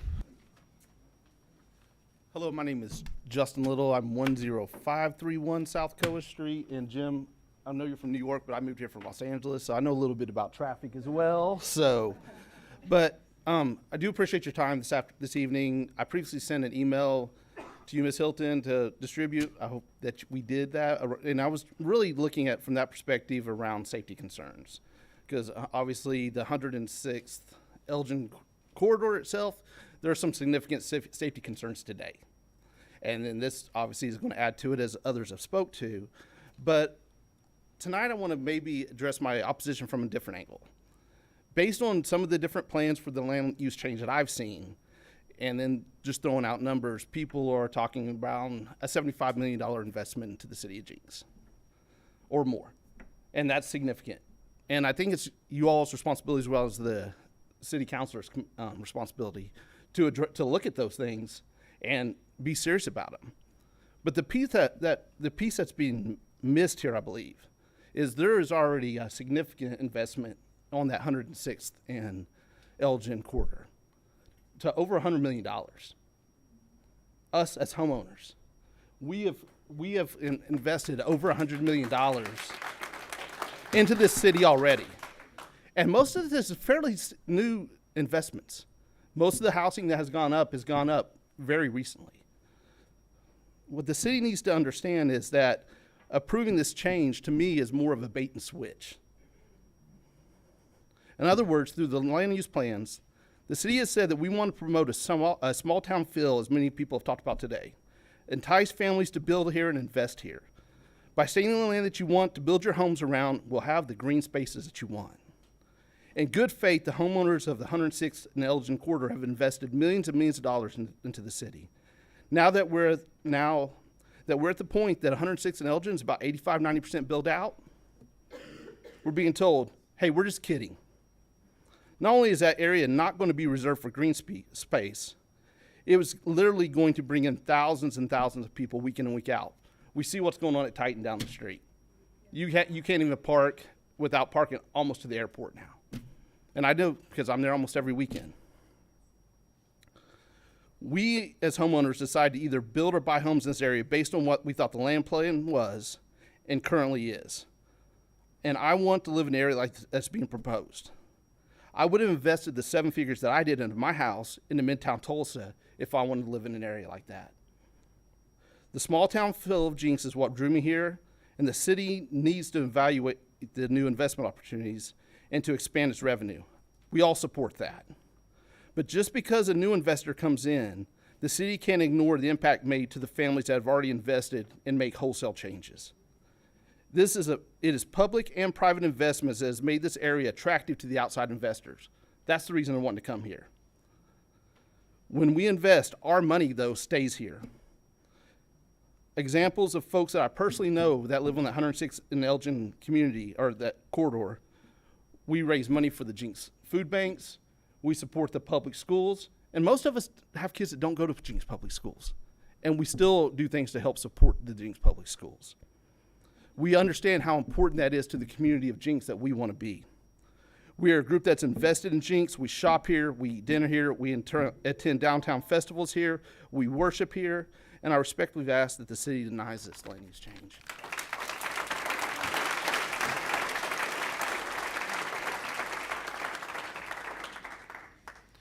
Thank you, Justin. All right. Lamont Ross, 422 East Beaver, although I was formerly from 111th and Juniper. I've seen that area grow quickly over the last 10 or 15 years and the traffic get miserable. My question is, why is it not possible to put a postponement on this until that study comes back for the traffic? Why are we pushing this through? This doesn't feel like an agenda of the people here that live there. It feels more like an agenda of some corporation or some business rather than what's good or bad for Jenks. And my concern is, as everybody else's, that traffic is horrible. I stood there and watched at night one time a horrible accident happen there. I don't want to see that happen. I don't want to see people have to wait like you do 15, 20 minutes to get through traffic from Main Street to 121st Street. All that needs to be studied. Arteries that go off to the left and right rather than just that 4 lane that's coming down there, that has to be some way to go through. If this was a floodplain, you'd have to do the study, turn it in, and then we could vote on it, or you could vote on it. We're not doing that. You're going to go right past all of what makes sense when you make a plan to build something and not get the information first. I don't understand how that can be. I don't understand how you can wait 60 days or 50 days or whatever it takes to get that study back to you guys and back to us as citizens to make a true conscious decision on whether this is good or not good for Jenks. That's my statement.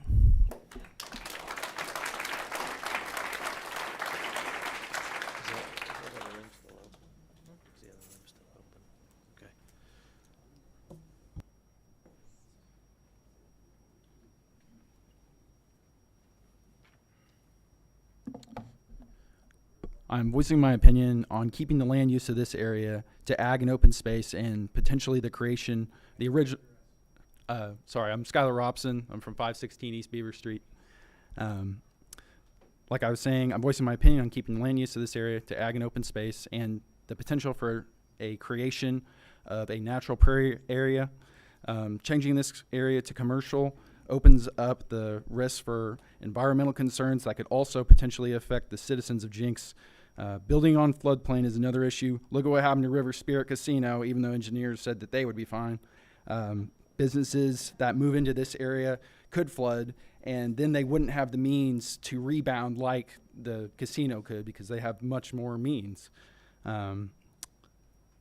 Removing the majority of vegetation within this area could exacerbate the flood potential. If this area is developed, a flood could also add increased pollution to the creek and river, and I'm sure that building in this floodplain alone could incur additional preventive measures and costs as well. There are very few areas, natural areas left in Jenks to hike, and as well in Tulsa and the surrounding municipalities. We are running out of untouched natural green spaces in Jenks. I believe that a park in this area would bring a natural value that would give both citizens and tourists the variety they seek. There are people in these surrounding communities that seek these natural areas to go to, such as Turkey Mountain. They would bring people and their money. A natural area would bring people and their money to Jenks. Veterans Park is somewhat of a natural area that provides outdoor recreation and is a hit in the community. I believe that something similar to the natural prairie trail previously proposed would provide variety from the typical park and give Jenks yet another asset that few other surrounding cities have. Once this asset is gone, we will not have the ability to get it back, likely ever. Polecat Creek is on the 303D list of impaired waterways with DEQ. I have attended several stormwater conferences with DEQ present and them speaking about future changes. These changes include more implementation and stringent requirements on the quality of these creeks, these impaired creeks such as Polecat Creek, and the pollutant load going into it. Development next to Polecat Creek creates a high risk for potential pollution, for additional pollutant, a high risk for additional pollutant loading via single-use plastics, heavy runoff of vehicle fluids, sediment, and other pollutants, especially through runoff from large impervious surfaces like the parking lots that are going to be put in place. It's going to go directly into the storm drains and then therefore into Polecat Creek. DEQ can assess fines if this waterway becomes more impaired. My questions are, could you please provide any exchanges you've had with DEQ? Will there be any stormwater control measures put in place to prevent the degradation of Polecat Creek if businesses do develop here and prevent these fines? And how will you hold these new developments responsible for preventing additional pollutant loads? Yeah.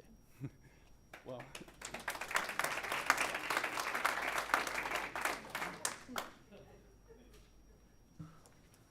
Thank you, Skylar.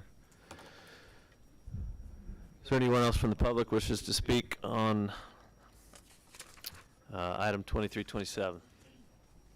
Is there anybody in the adjacent room that's watching remotely that wishes to speak? If you would, go ahead and come into the council chambers, please. Give that just a few seconds. Okay.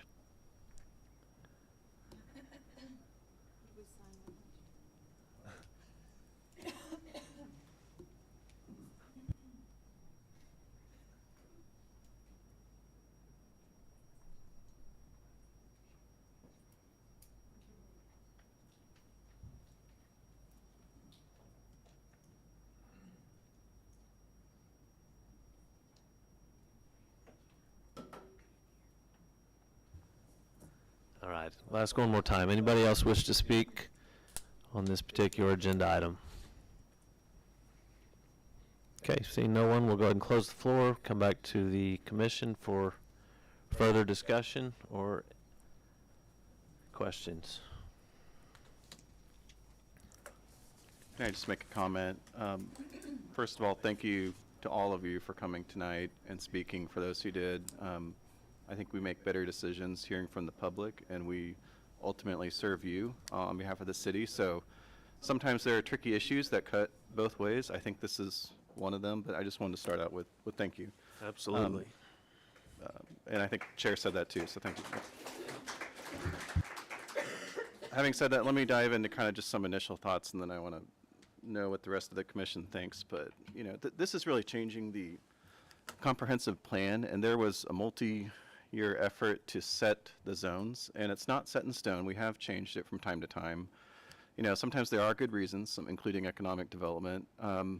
Maybe this is one of them, maybe not. You know, it is important to me, and I think I'm hearing from a lot of you, that Jenks sort of is this blend of country and city, and I don't really want a true urban experience. I think that's why a lot of us moved out here.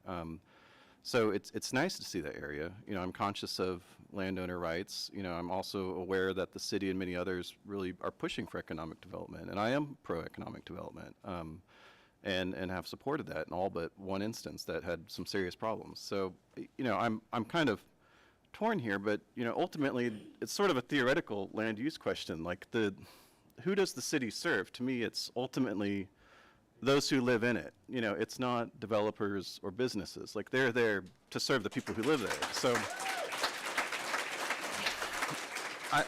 we're residents, not just a market, you know. So I want to sort of pay attention to homeowners, and maybe we won't all agree on, you know, some new development, but this seems to cut against the grain. I'm not hearing just a few residents say, I don't want this, you know.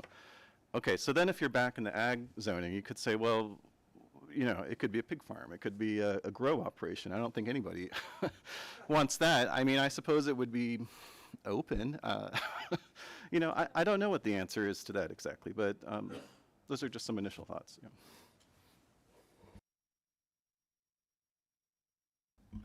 Marseille, you said the traffic study had already been completed, correct? And so we would be able to see the results of that traffic study rather soon? Yes, I can make that available. The traffic study has been completed. It showed that it needs to be 4 lanes from the turnpike to the city was going to do it to 121st. The council asked that it go to 131st. So the right-of-way is already being purchased to go 4 lanes. It is my understanding from the city engineer and from other traffic experts, the main reason we have the bottleneck currently is because it is not 4 lanes going all the way north to the turnpike. Once it is 4 lanes, it should alleviate much of that.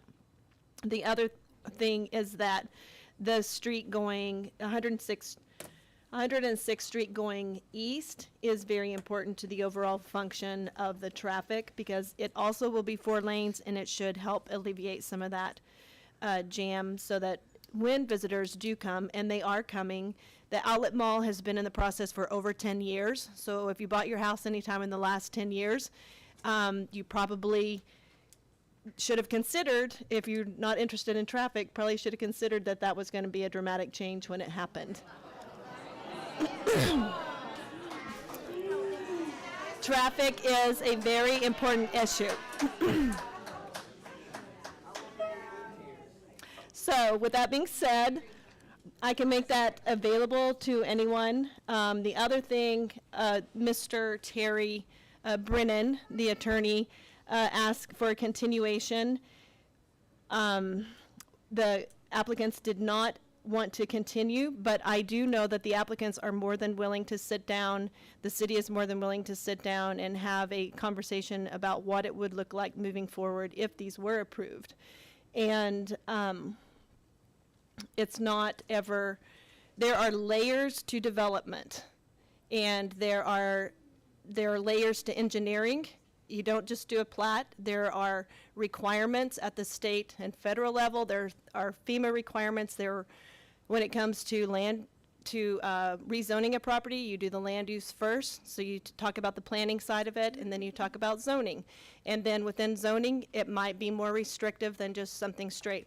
There are so many layers, and conversations happen sometimes for years before a project is ever done.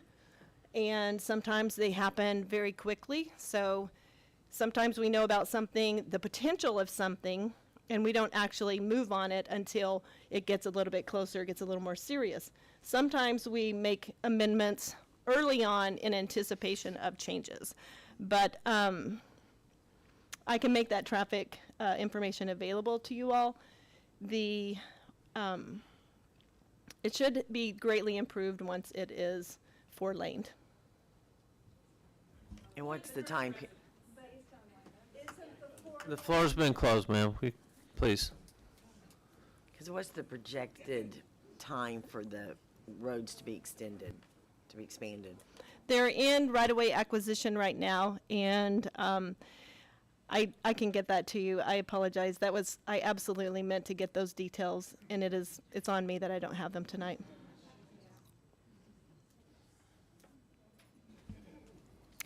So I too would like to second the sentiment of the people that are here tonight. I think it's super important to hear from the citizens, and we want to retain those citizens that care about the community. And I personally would not want to see a lot of citizens move out without at least considering your opinion. I am struggling with making a decision without having a traffic study that I've seen.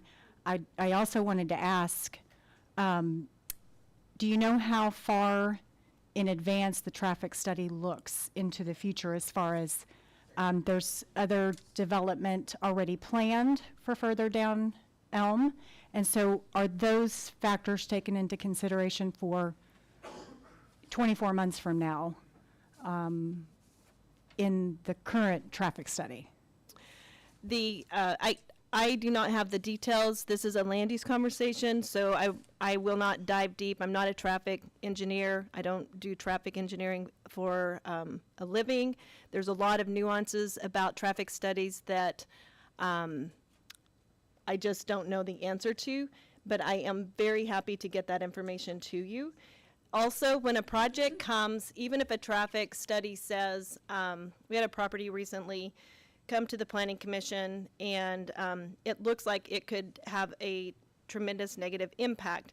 The traffic study did not show, that was presented anyway, the information that was presented did not necessarily show that it was going to be new impact. It just wouldn't be worse. So the way that traffic studies are done, I'm not going to get into it. This is a land use conversation. My point is, when a project comes, if the traffic study says it's X level of service, so we're going to say A is good, and if it's a B level of service or a C level of service, which is still okay, but it's not an A, there are things and remedies that the project can do to help improve that issue.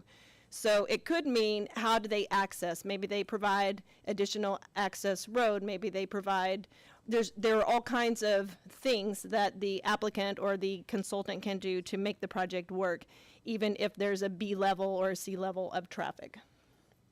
And that's done. And a development doesn't dive deep into that level of conversation. They're not going to spend the money this far in advance of their project without knowing if they can even get it approved. So they're not going to spend, it's a question that they're happy to answer. They don't answer it at this phase.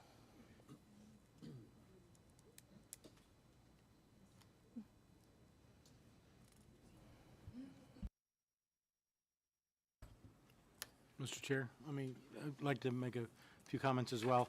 I'm equally as torn on this issue, and I'd like to thank you all for coming out as well. I don't know if you can pick me up here. Let me just say this, the size of the crowd that's here, been coming, the chair and myself are the longest seated on this commission, and we rarely see, but maybe 5,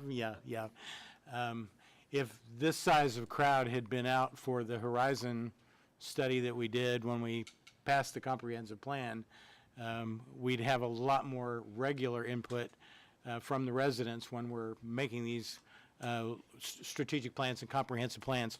Let me go back and mention the comprehensive plan, because again, coming back to the questions tonight, it's a land use question that is amending what was passed in the comprehensive plan. And when we addressed the comprehensive plan, the Horizon Plan, because this wasn't a floodplain and it's designated along Polecat Creek, I don't think any of us anticipated that anyone would ever want to do any development there, which is why we left it as green space. And we were very cautious in the comprehensive plan to leave adequate green space, because like you all, we want to see the parks, we want to see the green space as well.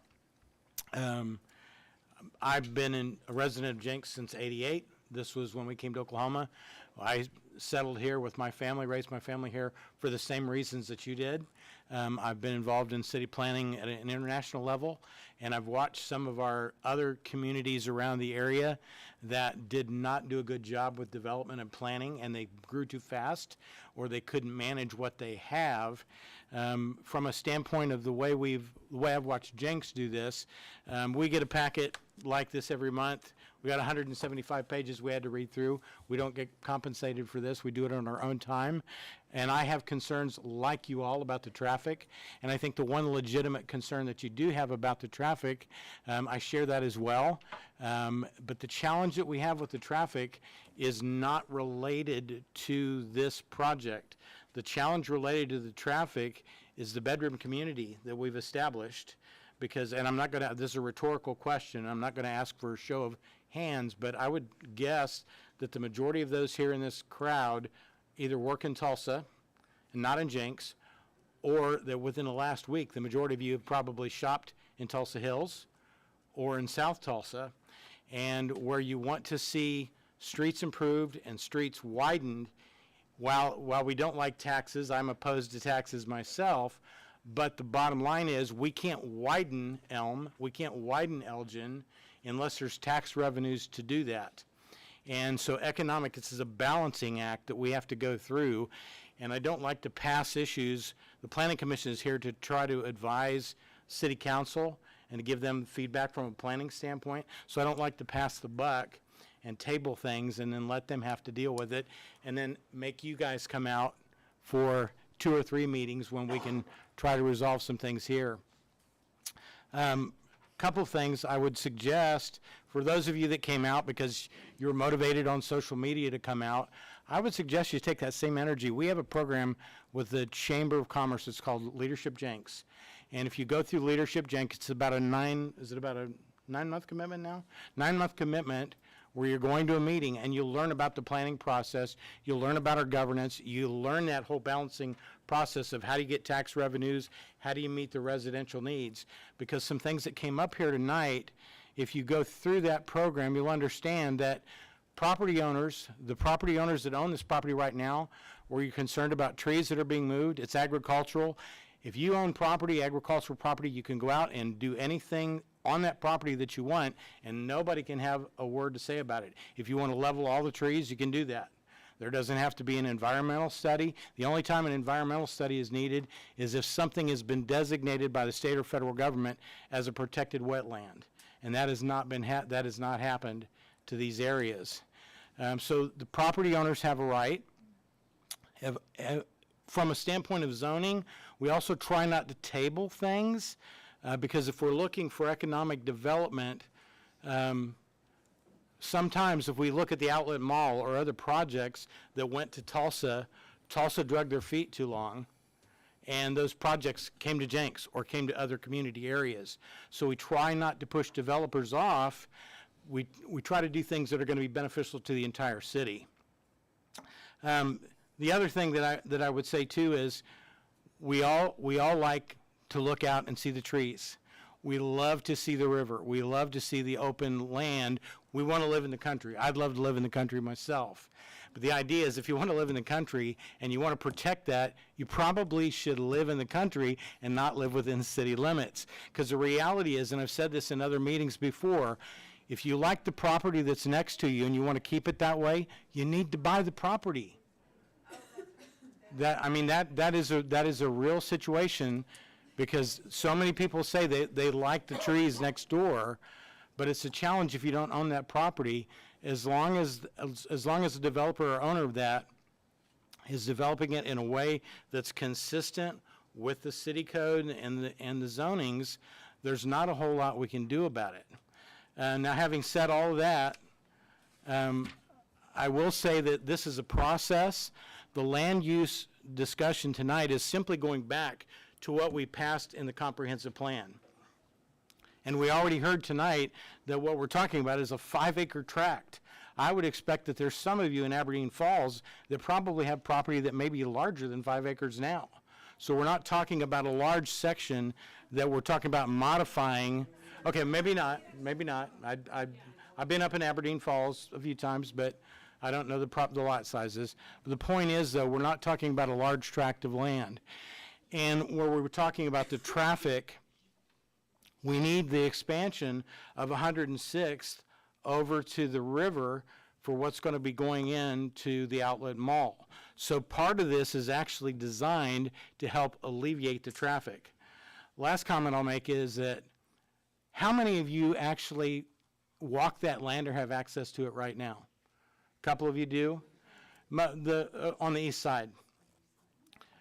The one thing that when I read through this proposal, one of the things that I would like to see, that I would recommend to the whole commission and to the council, is that if the land use is changed, I would like to see some dedication done in that land use so that the developers and landowners will say, we are going to guarantee public access to walking trails and some of the open land that we'd like to keep. If it's agricultural land right now and they want to put a farm in on the land that they own, those people are not going to let you go out on their private land and camp out and hike out and take your dogs out and do whatever you want to do. So if we're looking to modify the land use in the comprehensive plan because we want green space, I'd be recommending that we require dedication in that process to say how much are you going to set aside for the city and for the residents. So that's kind of where I'm kind of balancing this out right now. And just so that you're not confused, because we got two issues on, we got 2327, 2328. I have different feelings between the two proposals.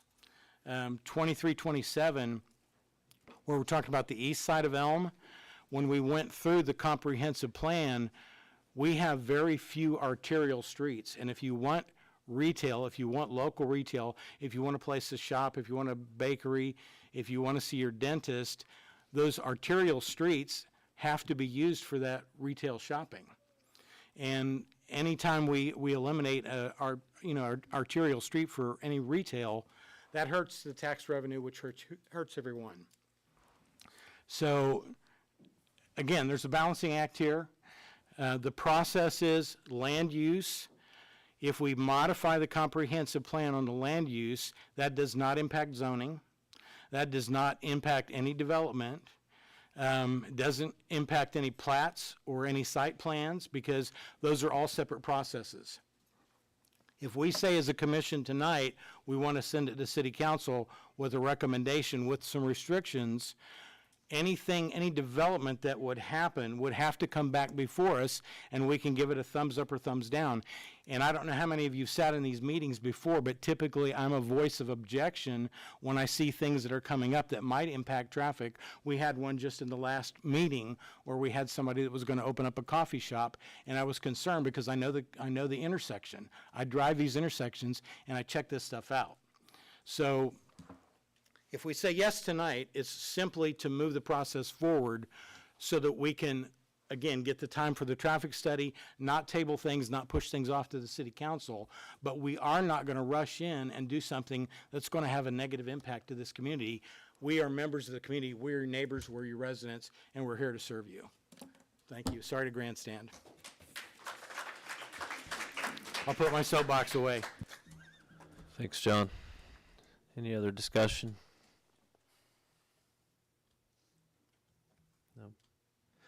No. I too would like to say thank you all, every one of y'all, for being here tonight and for the information that you've given us, for the time that you've spent. We're here to hold a public hearing, and we want to hear what you have to say. Like John said, so much information that we get from our fellow citizens and neighbors and friends. There's no doubt that Jenks has gotten really killed on tax, what do they call it, tax leakage or tax from Tulsa Hills. I mean, I go to Tulsa Hills and shop. I go across the river to the east and shop at Kohl's and all those restaurants over there. The big super center is all Glenpool. Jenks doesn't get any of those three. So sales tax revenue is a big deal for the city. I looked up just for kicks the size of the cities around us. Sand Springs is 22 square miles, Sapulpa 24 square miles, Bixby's 26 square miles, Broken Arrow 63 square miles, Jenks is 17 square miles. We are by far the smallest city in our surrounding area, and 27% of our land is floodplain.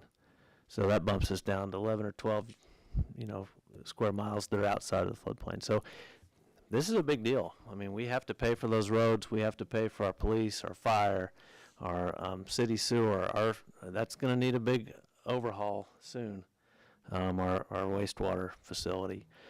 So like John said, we're balancing this. It's a tough balancing act.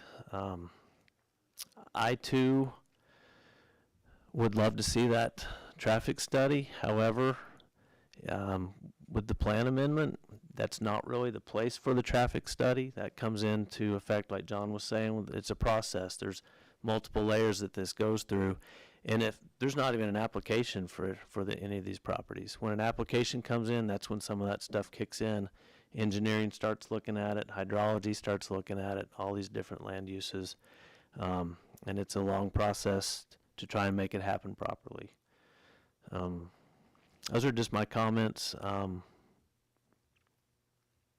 If anybody wants to try and fashion a motion on this particular item, I would love to hear it. 2327.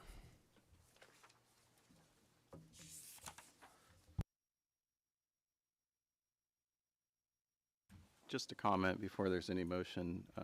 Thank you, John. At some point, this may go forward. We should really examine if there could be some sort of trade-off, between a developer making a deal and saying, get these trails, public access, whatever. I mean, that'd be great. This is not really the place for that, but I'd like to see that in the future if this does go forward. Marseille, do you want to comment on that or something Yes. additional? PA 2327 is on the east side of Elm, and I don't have an application for the zoning or anything, but there's a general site plan, and in that plan there are over 2 miles of trails that are open to the public. There's a playground that is available to the public free of charge, maintained by the developer or the development group. And then there is protection of the river areas. So there could even potentially be other trails, but even the 2 miles within there, these are quality trails. They're not just some pea gravel thrown down with a little edge. These are high-end trails where if you have special needs or something like that, you're going to be able to traverse safely across the trails into the playground area. So on this particular one, that has it's part of the general project, but it's also part of the heart of the developer to give back to the community that those trails.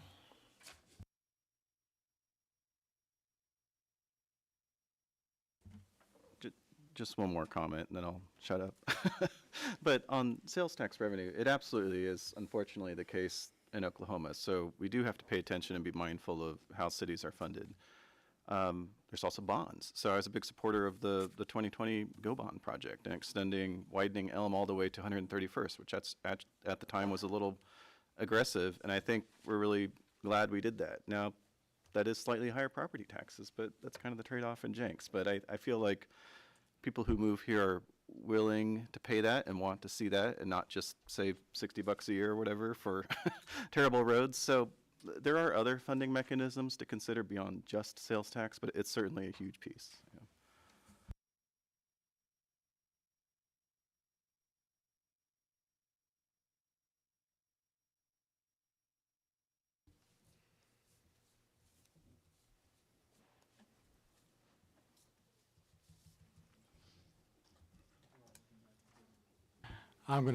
Everybody's looking around. Nobody wants to be the one. Okay, so I will go ahead and make a motion that we amend the comprehensive plan to amend the land use for 2327 on the east side of Elm to allow for, how do we want to say this? To amend the land use from, is it going to be? Yeah, from parks into some limited local retail, local commercial, thank you. With the stipulation that as we move forward for any other steps, we will have traffic study, environmental studies that are required, anything to do with floodplain development, that there will be no development in the floodplains is restricted as we would normally follow the zoning, and that as we move towards any applications and zoning, we will also ensure that there are dedications made in the zoning applications to guarantee public access, public use for a certain percentage of trails, parks, and green space. Did you get all that, Brandon? I would say, may I? Yes, please. Chair West. Just for clarification, so point of order, in the motion, the traffic study, I'll get that to you if you will look at it as a staff and see if additional studies are needed. I think that's what you're asking. Are the traffic study we've ordered, is it going to be ODOT? We'll have, or is it just local? No, it was a engineering consultant. Okay, so it was an outside consultant. Okay, Yes, it was all an right, outside good. consultant. So Okay. that has been done, and I'm saying this as a point of order, but also for the public. The environmental and floodplain would be done, period. It's not an option. So even though I understand it as part of your motion, it is not negotiable. Those Right. things have to happen. So I think the gist of the actual motion, if I may, That's fine. is approved to amend the comprehensive plan from parks and open space to local commercial with the dedication and public access of trails and parks. Correct.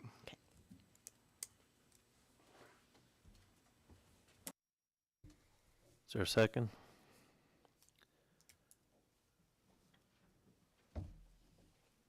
I'll second.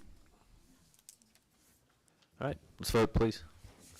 Byer, No. Brown, Yes. Wilson, Yes. Boers, No. Bowman, Yes. Randolph, No. West. Yes. Does anybody need a break? We good? We good? All right. We will continue on with, fortunately, we have one more of these to go and then 5 more agenda items after that. PA 2328 is a request for a comprehensive land use amendment to amend the map from parks and open space to to local commercial, general location 10596 South Peoria. And this is the application that is on the west side of Elm. And we will go ahead and open the floor for public comments on this agenda item, the west side of Elm. Anybody wishing to speak, go ahead and come forward, give your name and address. I've got a list of 10. Let's do it this way. Okay, that works. That works. Yeah, well, you're good. Nope. You're fine. No problem. It's 106th Street South. Is it just okay to say, please take my comment from the previous time and make it stand? Okay, thank you, I appreciate that, and thank you again for your service. Thank you, Thank you, Kat. Catherine.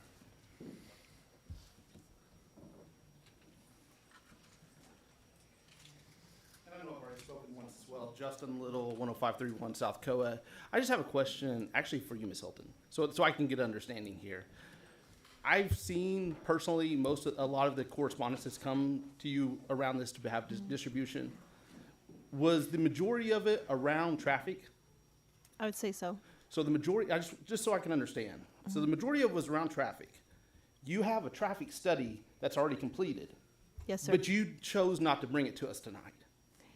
Can you explain that to me? Yes, sir. This is a land use conversation, and in land use conversations, we don't dive deep into the traffic analysis or into the zoning or anything else. Well, you spent at least 10 minutes speaking about traffic.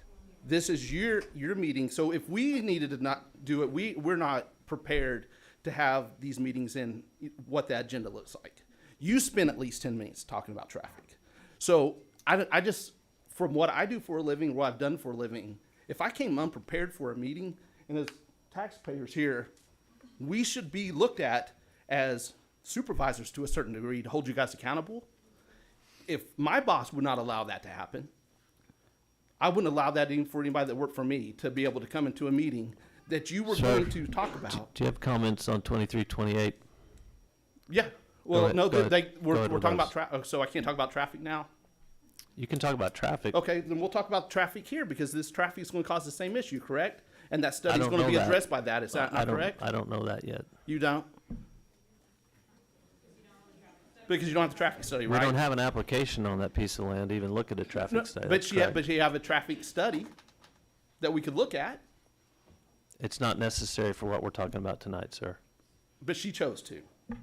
You brought it up. Yes, sir. No, she chose to. Do you want to talk about 2328? Go ahead and make your comments, please. I oppose 2328 as well. Thank you. Thank you.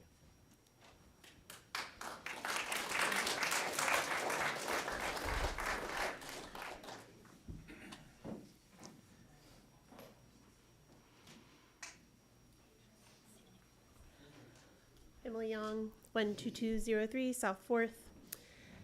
I know we're not talking about traffic. I'm not going to belabor that point. However, I do want to make a point that a traffic study would inform what we change a land use to.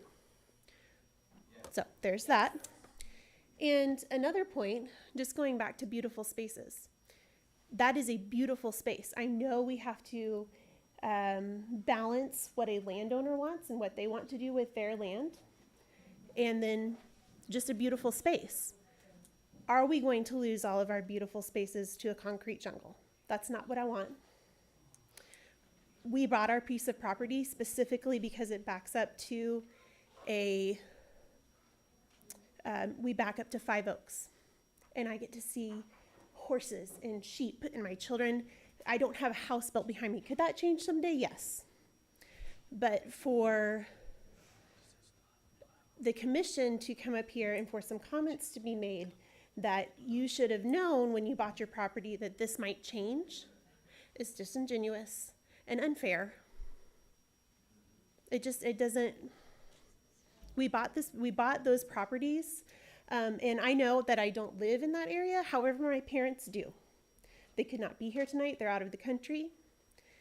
They bought that property and built 10 years ago because it's a beautiful space. Are we going to lose all of our beautiful spaces to concrete jungle? I don't think we want that. Thank you. Thank you, Emily.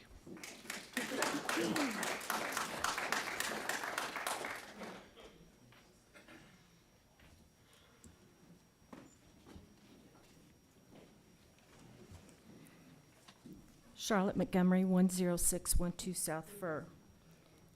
We love everything about that horse farm. It conveys the charm of Jenks, USA, and we cringe at the thought of the horse farm having commercial use by right. So that's my comment. My question is, because I had was sent in an email about local commercial versus regional commercial. Part of the criteria for some of that development is access, that the property needs to have access to trails and open spaces. So now I'm wondering, does the horse farm, can it meet all those criteria? Because the main trail is across the street, and unless you're going to build a pedestrian bridge or something, how's everybody going to get from the horse farm to the other? Because you're looking at not just a strip of the land, but the whole strip of the land as local commercial. And again, you know, you're supposed to have part of the criteria for having commercial and regional and local commercial is the access, and that it will be public. So how's that going to happen? So that's my question. Thank you, Charlotte.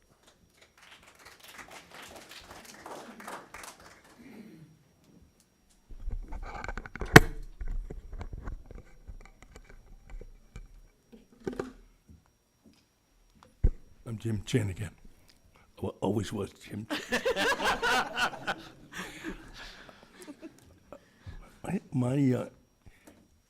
You know, I've lived here 9 years. And for about 9 years, we're talking about Elm from 111th to 131st. And I drive by there. Not much is happening. And I know, you know, the utilities, that we have to wait for them and everything. So here's my concern is these changes will be made, the developers will develop, and we'll still be looking at the roads that we currently have instead of some improved roads. And I know this is not about a traffic meeting, but, you know, to say that, you know, we have it covered because we have a plan for it doesn't mean it's going to be realized. And so that's my comment. Thank you.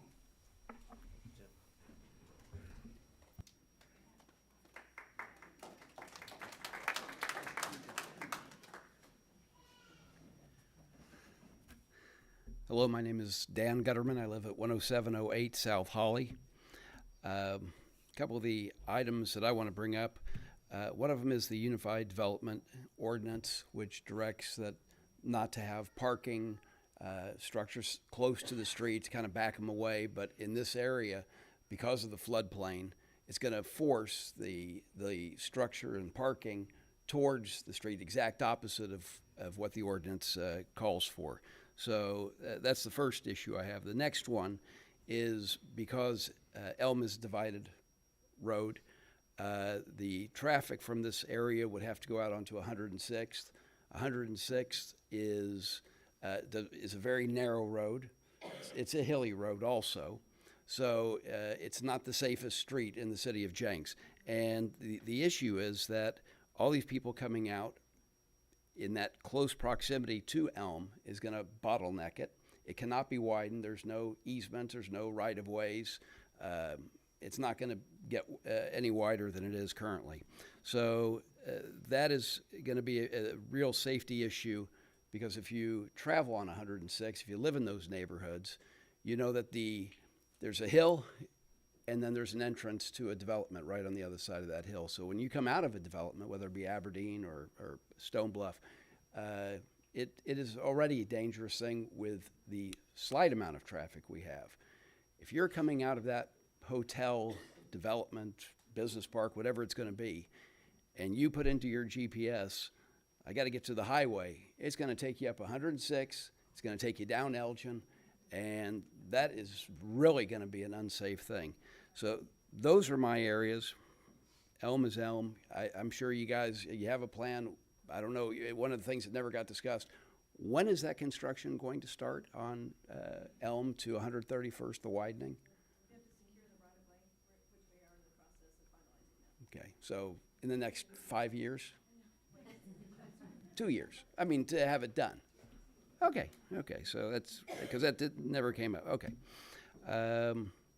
I know that when the bonds were done a couple of years ago for those roads, you know, it was always with the thing of the developing on the east side of Elm, and nothing was ever in there for the developing on the west side. So that's also an issue.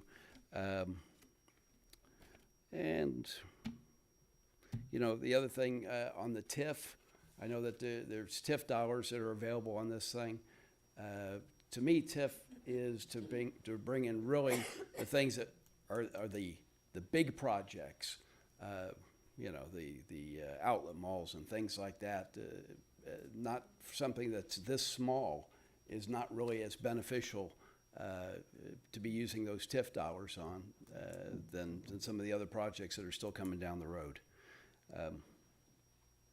That's it. Thank you. Thank you, Dan.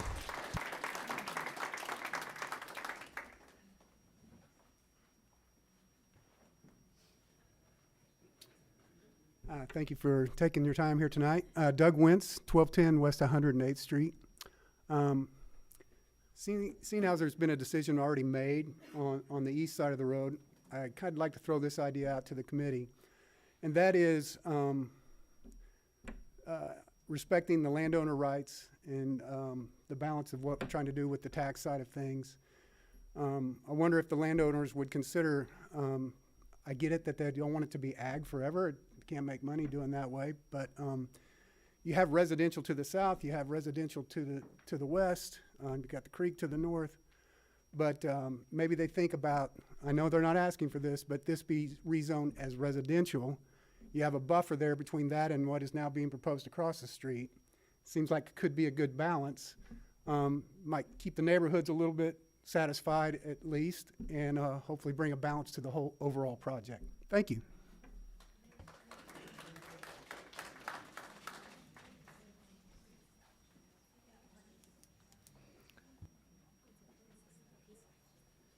My name is George Monks. I live on 106 between Elm and Elgin. First of all, I want to start by thanking all of you. This is often a thankless job. Thank you for serving our city. I really appreciate it. Oftentimes you hear the squeaky wheel, but you don't hear the bells of glory, so thank you. I do want to say I'm very disappointed that we, going into tonight, without an environmental study, without the traffic study, actually we have the traffic study, but that was not shared with the citizens of Jenks. I think it's relevant. We're talking about land use change from agriculture to some form of commercial. I think it's a very valid point, and it's actually, you took liberty to talk about this study. You've seen it, but none of us have. And so I think it's a valid point. I'm very disappointed. I think we owed it to the citizens of Jenks to have that in hand, to be made public before we had this meeting tonight. So I don't know when that was available to you, but I wish that would have been shared with the Jenks residents. Not having that information, I think, is sort of equivalent to like trying to launch a space shuttle without checking the weather and without filling up the gas tank. It's vital information. It's information we should have had. I do also want to say, you know, as far as the proper notice, maybe we followed the guidelines the city did, but I'm going to tell you, I live right there, and I may not have even noticed that sign had I not had to go up the hill on 106. It's very difficult for the residents to see these public notice signs. And one of them set way off of 106, or excuse me, Peoria Elm, and then the other one is around the corner on the ranch property. You know, as people will be coming out of this Cal Ripken experience, I just want to tell you that, you know, what attracted my wife and I to this area is just the sheer beauty of that area of Jenks. I mean, if we could use a picture to put on a postcard for the city of Jenks, as they come out of the Cal Ripken experience, you've got these beautiful stone bluffs. Sometimes the bald eagles rest on that bluff. Then to the right, you've got this beautiful horse farm, horses, white fence. You know, we're going to have people from different cities, different states, maybe even different countries coming to visit our city. And when they come out of there, that's going to be a lasting impression for them. So maybe, you know, maybe the cake is baked on the east side. I don't know. We've still got some meetings to talk about it, but I'd strongly encourage you to, you know, try to keep things intact there because it is so beautiful. I wish we would have had that traffic study to make an informed decision. I'm disappointed that the people would vote on the previous vote without having that information. I think we owed it to the city of Jenks to do that. But what I've heard tonight is a boiling cauldron of concern from your citizens. I'm very concerned. The traffic's really bad right now. I'm concerned this is going to be an absolute nightmare. It's going to be a bottleneck, a choke point, and I'm worried about the safety. So, you know, we've got plenty of time to deal with the ranch. We can deal with it 6 months from now, 5 years from now, 10 years from now. There's no hurry to change this land. So I think we just need to tap our brakes on this particular project. That's what I'd encourage you to do. And thank you so much for your time.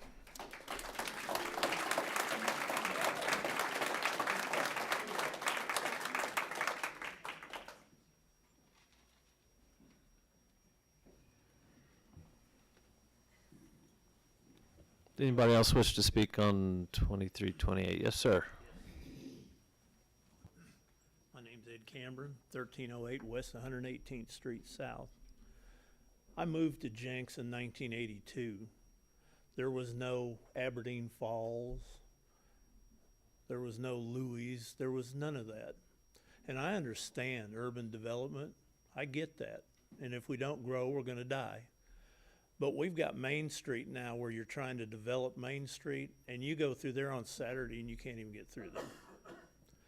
But the thing that really bothers me worse than anything, and I've lived out here since 1982, is for you guys to sit up here and tell me that 10 years ago I should have bought a house somewhere else. That bothers the heck out of me. And for you to say that, you're not working for me. You're working for the developers is who you're working for. That's obvious. Thank you.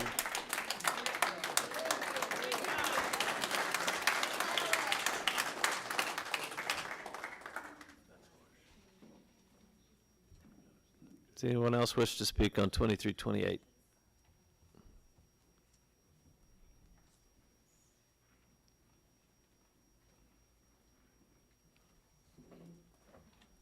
Marla Batson. I'm not clear on, is that land already, is that still owned by that landowner, or has it already been sold? That's all I wanted to know, is it? It there's no sale on it. The owner of the land is interested in developing it. Has he made it clear on, he hasn't made it clear on how he wants to develop it? Right now, he's just up in the air about it. Is that what you're saying? He's correct. Okay. He probably has some ideas of what he wants to do, and so he doesn't care if it stays as a farm or if it's developed. I think he's a neighbor to a lot of you. You could probably talk to him and find out what his plans are. Okay. Thank you.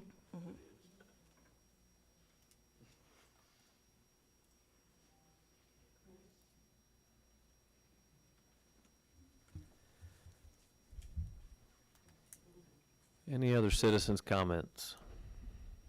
Does anybody else wish to speak on this?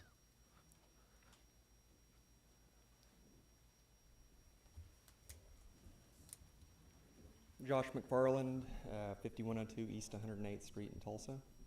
I'm kind of saddened a little bit differently than other people tonight. I'm really thankful for you guys volunteering your time. And I also know that we have one of the best planning directors around. I've worked with Marseille at 3 different cities now. I know your personal situation, and I've been praying for you. And to come here tonight and get beat up like this tonight, I've heard words from disingenuous to bait and switch to whatever, and I just want to tell you, this city would not be anywhere near where it's at without you. So thank you, Marseille. I mean, so that kind of saddens me, that bully mentality that's came out, and here we are, we're getting bullied while we're talking, getting another.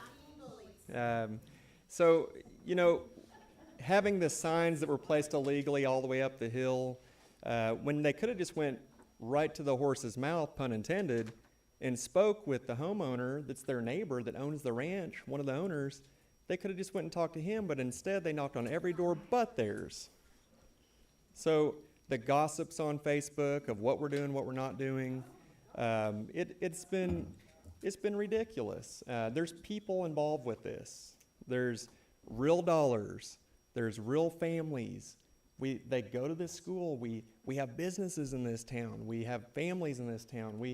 We're in this with everybody. So we have no vested interest to make this a downfall for the city of Jenks. And, you know, what are we doing out there? We don't know yet. We've got some ideas. I mean, we thought about that bluff there with the water of doing a restaurant where you can go out there and have a glass of wine. I mean, there's some good ideas that we've heard, and we've We've implemented some of those things, and you know, it's either that or I guess cut a check and buy it, guys. I don't know what to tell you. If you're gonna come in and you're gonna say a private homeowner or private landowner can't do what they want to do with their land, then I guess make them an offer, because right now they've got a big burden on this ranch to keep it up. They spend $12,000 a year just on the Christmas lights. They've done a really good job of making this, yeah, the bully mentality. So we've had, I didn't chirp when they were talking, but we'll go ahead and let them chirp. So, yeah, if I can keep talking, I'd love to. We have some really good ideas. We would love to get involved with the city, with the citizens, and be able to come forward with good ideas. I haven't heard a lot of progressive good ideas tonight on what we could do here. I've heard a lot of just, you know, slandering of people up here behind the bench. But that's why I came up here. I wasn't even going to say a word tonight. But hearing the family and hearing what they've had to go through with this and hearing tonight, I just felt like I had to say something. So with that, thank you. Thank you, Mr. McFarland.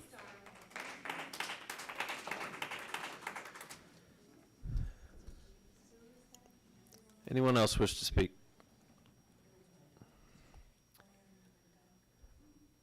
We were told that you went to him and asked him if he would want the zoning changed. So who's pushing this and for who? I'm going to tell you guys something. I'm a business guy, and I'm scared every day that we're going to make a mistake. And what you guys are doing right now are screwing with something that's going to make a huge mistake that you will not be able to come back from. I'll just move, as most of these people will. We'll go back to Tulsa if that's what you want it to be. But I don't think anyone in here is opposed to building tax base and doing it in the right place. But doing it the way it's been done, and in my mind, you insulted everybody a number of times, saying we shouldn't have moved here if we didn't know. Well, when we moved here, it was ag. When the guys that owned that land, when they bought it, it was ag. I don't feel like you're working for us. Not a bit. That's just my opinion.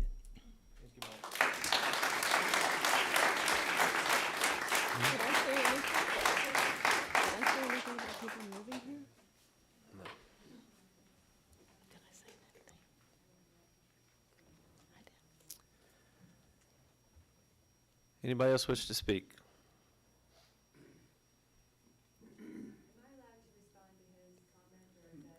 No, ma'am. Thank you. You've had no, ma'am. Thank you. You've had your turn.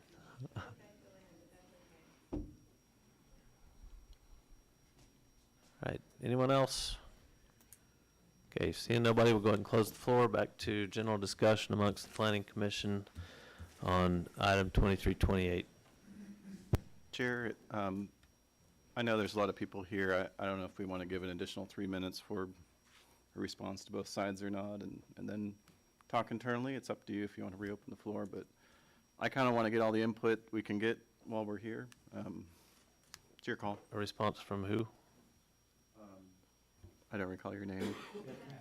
Okay. If you'd like to have some sort of limited time to respond. Okay.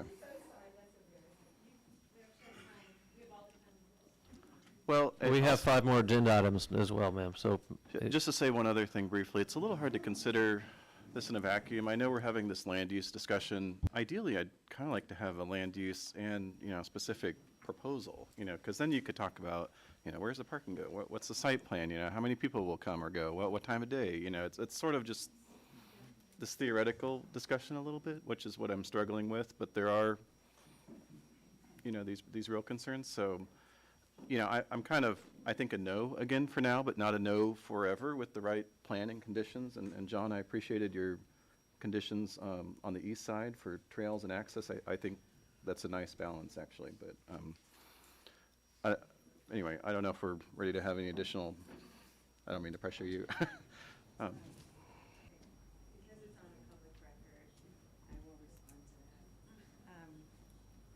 Okay, it's Kat Lenhart, 777 West 106th Street South. Kat, hang on just a second. Yes, I'm going to sir. go ahead and reopen the floor and give you about a minute, okay? Thank perfect.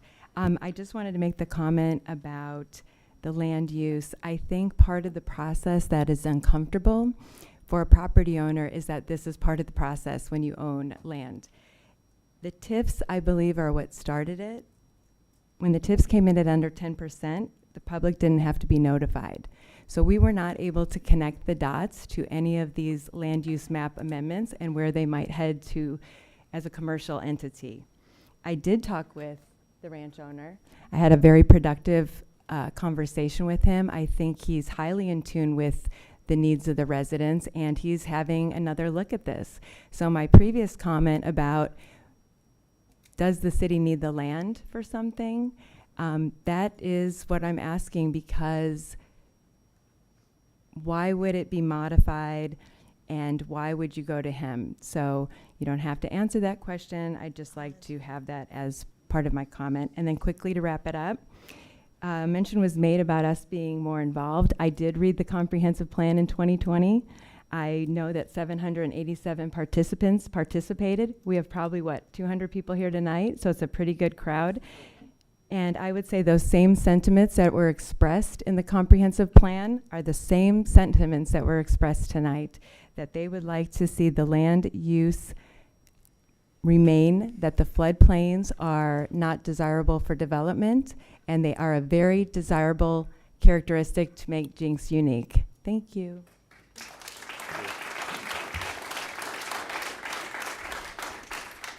All right, we'll close the floor. Marseille, did you want to respond to that? Yes, I'll try to explain again how this came about. The owner of that property had an idea and contacted the city in November of 2022. We had a preliminary discussion about options on that property. I don't have an application. I didn't have an application then. I didn't keep any documents. There was nothing given to me. It was literally a conversation. Hey, I own this property. I know one thing that was discussed, and I told Catherine she asked about a boutique hotel. It was discussed that day. I've been very transparent. That was a conversation. It was part of the conversation. I told her that in an email. I stand by that. In November of 2022, I had a conversation as a staff. There were many people in the room. We talked about, hey, I own this property. This gentleman, Mr. Can't think of his name, Jared. What maybe could I do? And he also has a business and would like an office. I've known that for a while because I talked to him as a staff. He came in on a different project area and really needed to have an office space for his business. So I knew from last March, maybe April, that he also was looking for office space. So I've known for a long time. This is very common how development works. We get a short email from the chamber, or someone in the community says, hey, I have a friend who would like to relocate to Jenks and they need space for an office. They need, X 100 square feet, or they want to, or someone will say, hey, I've got some land, what can I do? I sit down with people every single week. I talk about their property. We talk about their options. We talk about the process. Well, right now, the comprehensive plan says it's parks and open space. So in order to do anything, you would need to do a comprehensive plan amendment. So I knew that he was looking for office space. I knew in his original idea, where he was working with Red Dog Construction, that there was a boutique hotel. They came in November. We had a conversation. So when we began to look at updating the comprehensive plan, I actually had an application on the river. And then I knew that from many conversations that the city had that a baseball experience was looking to come to the city of Jenks. That would require a comprehensive plan amendment. I also knew that the landowner of this property would like to do something with his property. It made perfect sense to me to have a land use conversation, so I actually called Josh McFarland. I said, would Jared, I'm sorry, I don't remember his last name, would he be interested in amending the comprehensive plan so that he could possibly move forward? That's it. The city does not want his property, does not need his property. I'm sorry if I confused you all on that. I called them because I had had a conversation. All of the staff had sat down, engineering, building inspections. We all sat down and talked about all the what ifs. This is a what if conversation. I didn't bring a traffic study because it's a what if conversation. There's no need to have a traffic study because it's a what if. And you don't have to agree with it, but that is how it is. And so that's how I came to have the conversation. And Mr. McFarland said, yeah, that would be great. And I also called Payne and Associates because they represent the River District. Asked them if they would be interested in amending the comprehensive plan for their property. They got back with me, but it was too late. I needed to get the signs up. Excuse me. And so I didn't move forward with that. That land will be amended. There's a site plan, a conceptual site plan that's been on that property for 20 years. And so we will most likely bring a comprehensive plan amendment for that as well, probably next quarter. And there are other parts of the land where when you're thinking of land planning, I don't know how else to say it, you just look around and you think, oh gee, we missed this before, this doesn't even match. There's a couple of places in the city that have local commercial, and there's actually residential homes built. So that's never going to be local commercial. It needs to be amended to match the use. There's areas that have other land use. When you're thinking of land planning, if you look at the map, it doesn't have parcel data on it, so it's a very broad brush. You're painting with a broad brush. You're not painting in details. And so that's how it came about. When I say, if you knew that the outlet mall was coming, you should have considered that. That's from personal experience. I live someplace that my husband said, do you want to buy the property adjacent to us? I said, no, I do not want to. My neighbor bought the property and 20 acres and he cleared it. So I went from a beautiful pasture that was heavily wooded. No one could see my house. No one could see the road. I couldn't see the cars. The cars couldn't see me. Now they can. But I chose not to buy that property, and I was speaking from experience. I apologize if that was offensive. I have no desire to offend anyone. I'm telling you from experience, it's hard when you don't own the property. A lot of things could happen. And as far as the signage goes, there's no malicious intent.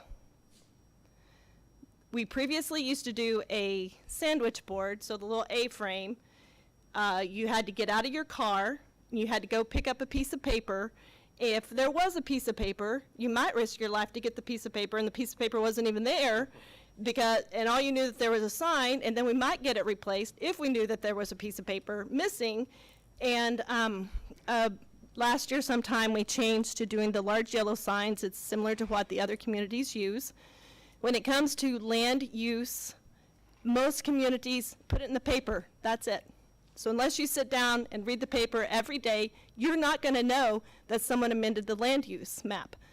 I think that's disingenuous.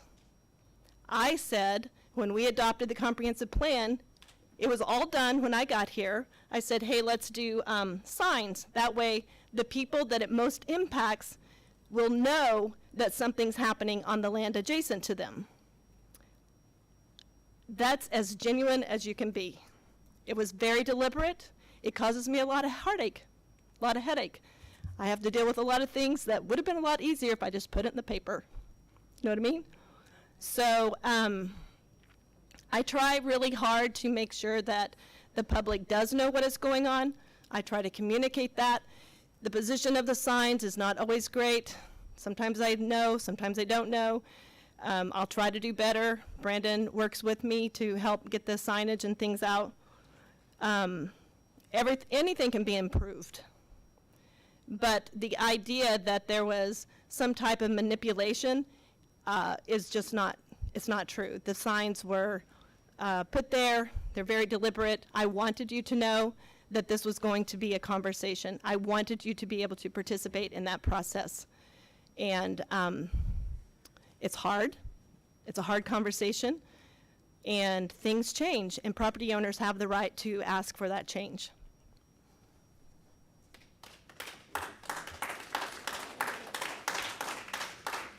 Marcy, quick question. Hey, John, can I speak first? I haven't spoken. Sure, go ahead, go ahead. So, I've been on the planning, for one, I've been in Jenks my whole life, pretty much. I lived in Missouri a little bit, and I moved to Jenks and graduated Jenks. When I came to Jenks, there was nothing past where Research is. It was just out in the middle of nowhere. And it all got developed. And it all turned from green space to houses, a lot of your houses. So it's a very hard situation to sit up here as planning commissioners and do what we do just to try to make sure what is happening to Jenks is the betterment for our community. I've been doing this for, I have no idea, evidently I'm probably third longest on the planning commission. But we've had another planning commissioner before this, and you guys can totally disagree with me based on what you've heard tonight or no traffic study or something like that. But this lady sitting over right there is the best planning commissioner I've ever seen in this position. You guys just heard her tell you that you used to have a little box that you had to go pick something up on to get it out of there, and there's no way, I saw them, there's no way I'm getting out of my car to go look at what's in the box. There's not. She saw a need and she changed it. She has did so much of that. Her communication with all of you, I bet, has been top notch. I bet she responds to everything, and if you knew what was going on in her personal life, you would be blown away that she responds to you as much as she does. But what I got to see, I really wish you would just listen. But what you guys have in front of you is an excellent lady that does an amazing job. Do I want to see Jenks change? I didn't want to see Jenks change in 1990 when I was in high school here. You know, but we have to change. So it's a double-edged sword, and it's a very hard situation. We go through these meetings, and a lot of these meetings, just because a lot of you aren't here, it may be where Los Cabos is. And those people are all come to us, and they are wanting development in Jenks, just not where they are. And we get a lot of that. And this is not an easy job. But one thing I want you guys to all know is this lady is by far some of the best we've ever had. And the traffic in Jenks, she's only been here 2 years. The traffic in Jenks has been here a lot longer than that. So I think where the traffic relies on is the people that came before us. And that's my only issue. I mean, parks, it would be awesome to have, you know, open land, but the bottom line is these people own this land. And we never know what is going on behind their doors, whether they need the money or they don't need the money. We don't know. We don't know what's going on. But it is their right to be able to develop land. Do I want to see it developed? Probably not. But baseball fields on the east side that we already approved or, you know, possibly could come in there, we didn't approve that. We approved the land use. I'm sorry. You know, sometimes when you get up here and you sit in front of a lot of people, it makes you a little nervous, and it's harder to do. Like some of you that spoke up tonight, I'm sure you're a little nervous. But if those baseball fields come in there, it's a lot better than what could come in there. And I would rather hear sounds of little kids, you know, hitting baseball bats, because when I look at Jenks and I think of Jenks Public Schools, and one of the things, because I graduated Jenks, is I think of athletics. And that's what this community has been around, and that is exactly what you will see if the baseball fields come. That's all I have to say. I sit here quiet, but I just want everybody to know Marseille does an amazing job. She listens, she changes. We had somebody that's in the audience today say, why can't we do local commercial? She's like, you know what? That's an excellent idea. That's all I have to say. Thank you, Craig. John? Yeah, Thank you, Craig. Again, that's not where I was going to go, but I would second your thoughts. I've sat here in this community, worked with 4 different city planners, and Mrs. Hilton can run circles around most of the planners around northeastern Oklahoma. She's very conscientious. She's very ethical. She's always looking out for what's best for the community. So again, don't mischaracterize because of the emotional nature of the issue. What I chimed in for is, do we have currently on the city website a way that they can sign up for notices? Yeah, so again, if you're driving around, rather than trying to take the QR code off the sign, or like we used to have to jump out and get the papers, sign up on the city website. That way you get notifications if there's a zoning issue. And then you always got access to it. We haven't been able to hold a newspaper in the community for quite some time, so we have a real issue with publishing things. So that's the most direct way, is get signed up on the web to do it. Just for clarification, any notice that goes out that has to be in the paper, it goes to the Tulsa World. Just, that's where it goes. And then you can also get the agenda packets online as well, which is nice. State law does not require that, but we do that, which is nice, so you can know what's going on.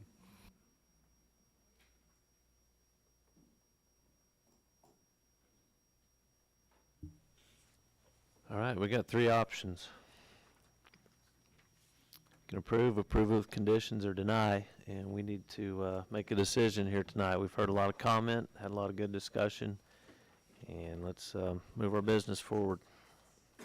Mr. Chair, I don't know if I will make the motion, but here's why I just want to weigh into the rest of the commission on this. I feel differently about 2328 than I did 2327, and I feel differently because of the comprehensive plan.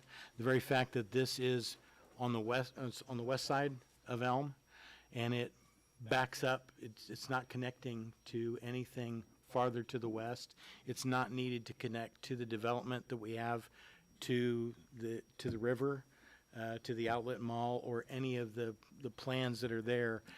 And in proximity to the residential area, since it's on the same side of Elm, I have concerns with it. And I appreciated Mr. Gutterman's comments as well, because the floodplain does take up a lot of the area that would be available on the west side.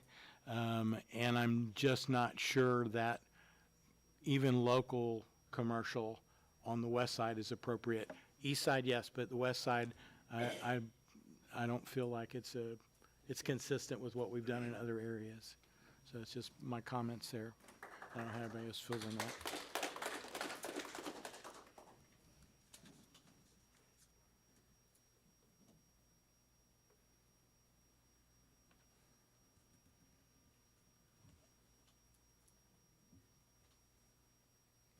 Go for it. You can make a motion to reject it too.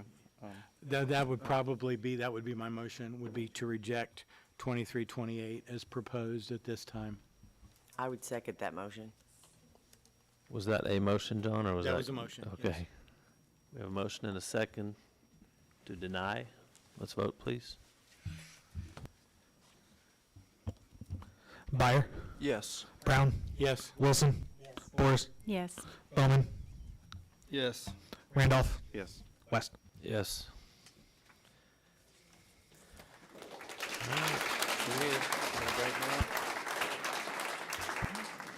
A point of order on the motion, it does have to state the reason for denial.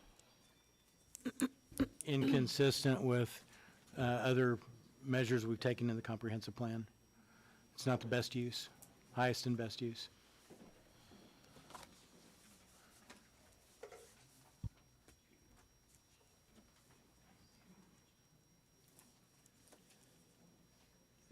All right, you guys need a break? Okay, 9:15, we're going to take another 10-minute recess, please. We got 5 more items to go.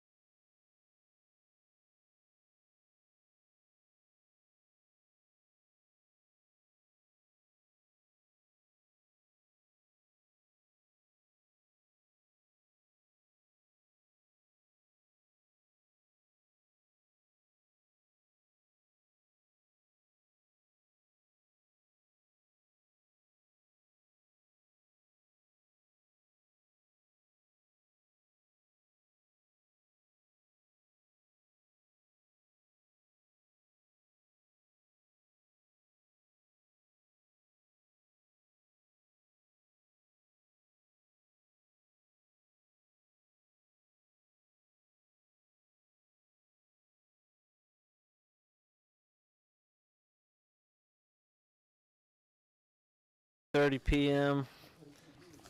We are now on, as written in the old agenda, number 3, which is now item number 6, presentation relating to the City of Jenks tax increment district number 4 project plan and proposed Coal Creek Village Economic Development Project Plan. Hello. Good evening. Good evening. Nate Ellis with the Public Finance Law Group. Have a PowerPoint presentation. If you want me to bring it up, we really don't have to. It will actually, I mean, for this commission's benefit, we just had a similar meeting to this a month or so ago. So and this is not a public hearing tonight. This is just Planning Commission's consideration and recommendation with respect to that. We'll be having 2 public hearings. They're scheduled for the next 2 city council meetings on the 2nd and the 16th of May. So that all being said, I'm happy to dispense with kind of an explanation of what a TIF district is. I think you're all familiar. I'm happy to answer any questions. We've gone through a process similar to what we did with respect to the River District. And here, the review committee met last week Friday and made recommendations to amend increment district number 4, which is in the area that's immediately to the west of US 75, south of 111th, and north of 121st Street. It's an existing TIF district that was created in 2014. It has about 7 years left on it. As part of that, one thing that's been contemplated for a while was an attempt to try and develop the southern area as a large retail center, and a number of different projects have fallen by the wayside over time. And similarly to the last TIF, we have a situation where what's necessary, there's a significant amount of infrastructure that's necessary in that area to overcome floodplain issues, pipelines that need to be relocated, oil wells on site, and then there's just no general infrastructure that serves the area. And so in order to make a project viable at this point, it's necessary to carve that out of the TIF district number 4 and actually create new TIF districts that would support that on a 25-year time horizon. And so what was recommended by the review committee is that we would carve out that southern area, and you see where the existing boundaries are right now, the area that's carved out, and would reduce to what's an existing development that has seen development. It's not fully developed. I think there's a number of lots that are still available within that, so stand to reason there should be continued develop on that. And so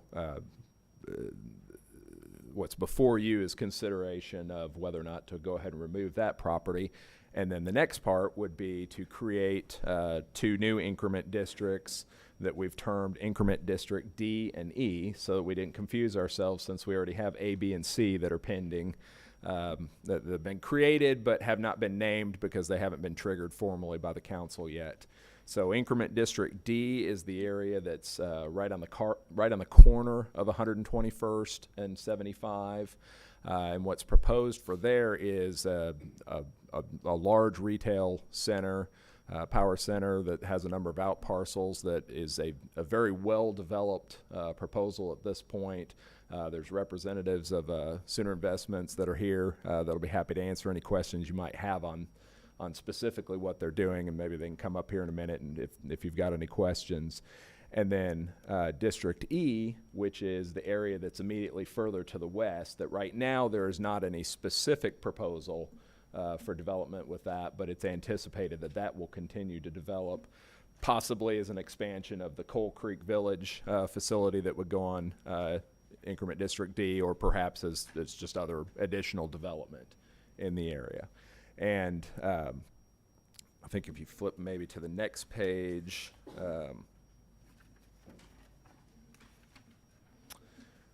we've got a defined project area in the red box, and the reason we have that larger area is there's a significant amount of infrastructure beyond just the specific property that's there in the Coal Creek Village area, but significant infrastructure that's necessary that we'll need to address traffic and utility infrastructure necessary to adequately serve that area and the growth that would be experienced with that development. So again, trying to recognize those needs long-term that would result by virtue of the development.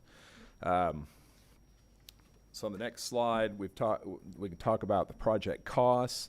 The project plan identifies $217 million in total project costs.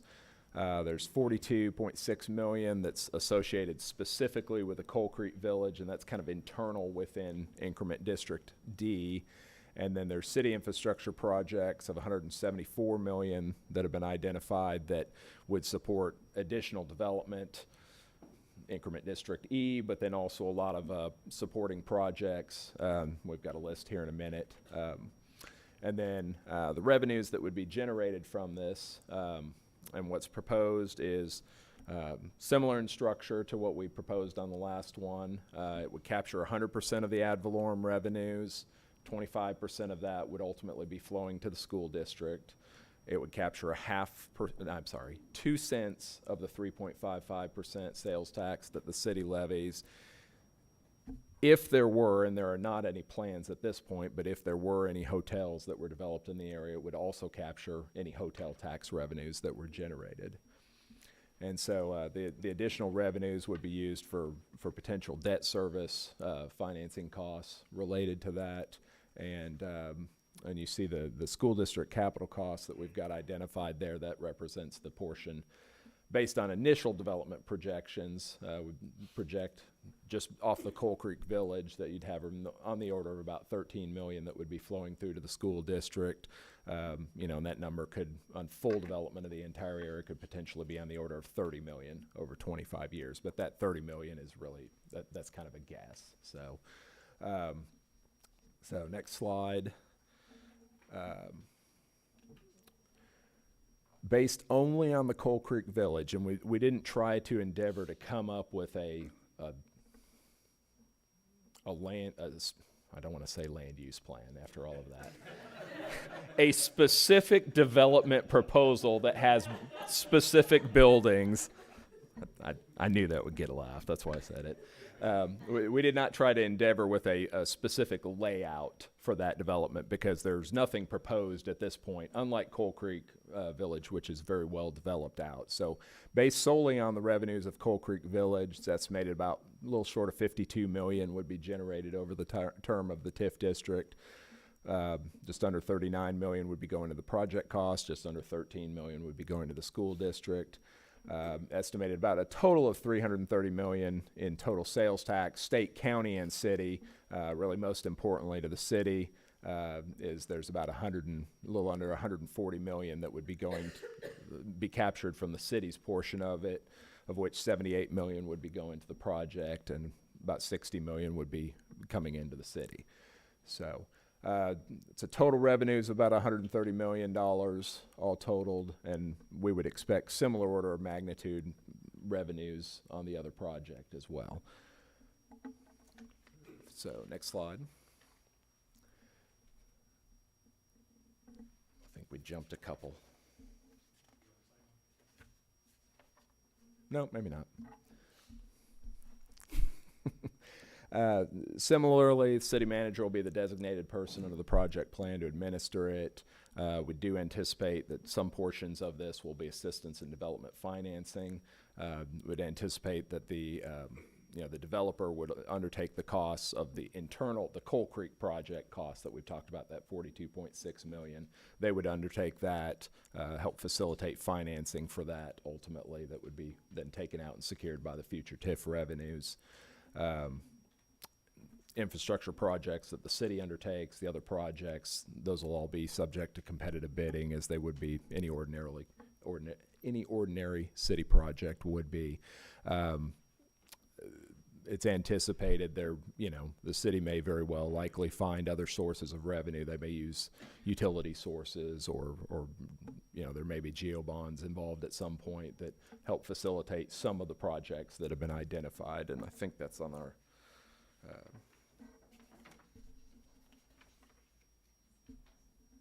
yeah, I knew we skipped a slide. It was two. That's why I couldn't find it. It was two back. Well, no, I take that back. We did cover it. So anyways, forgive me, I'm tired. I know you guys are worn out too. Anyways, I'm happy to answer any questions you've got on the projects. The developer's here to answer any questions on their specific development proposal. We've got remaining steps that we'll have the 2 public hearings that'll be on May 2nd and May 16th during the city council meetings. And then it's anticipated that the ordinances would be before the city council for their consideration of the May 16th meeting as well.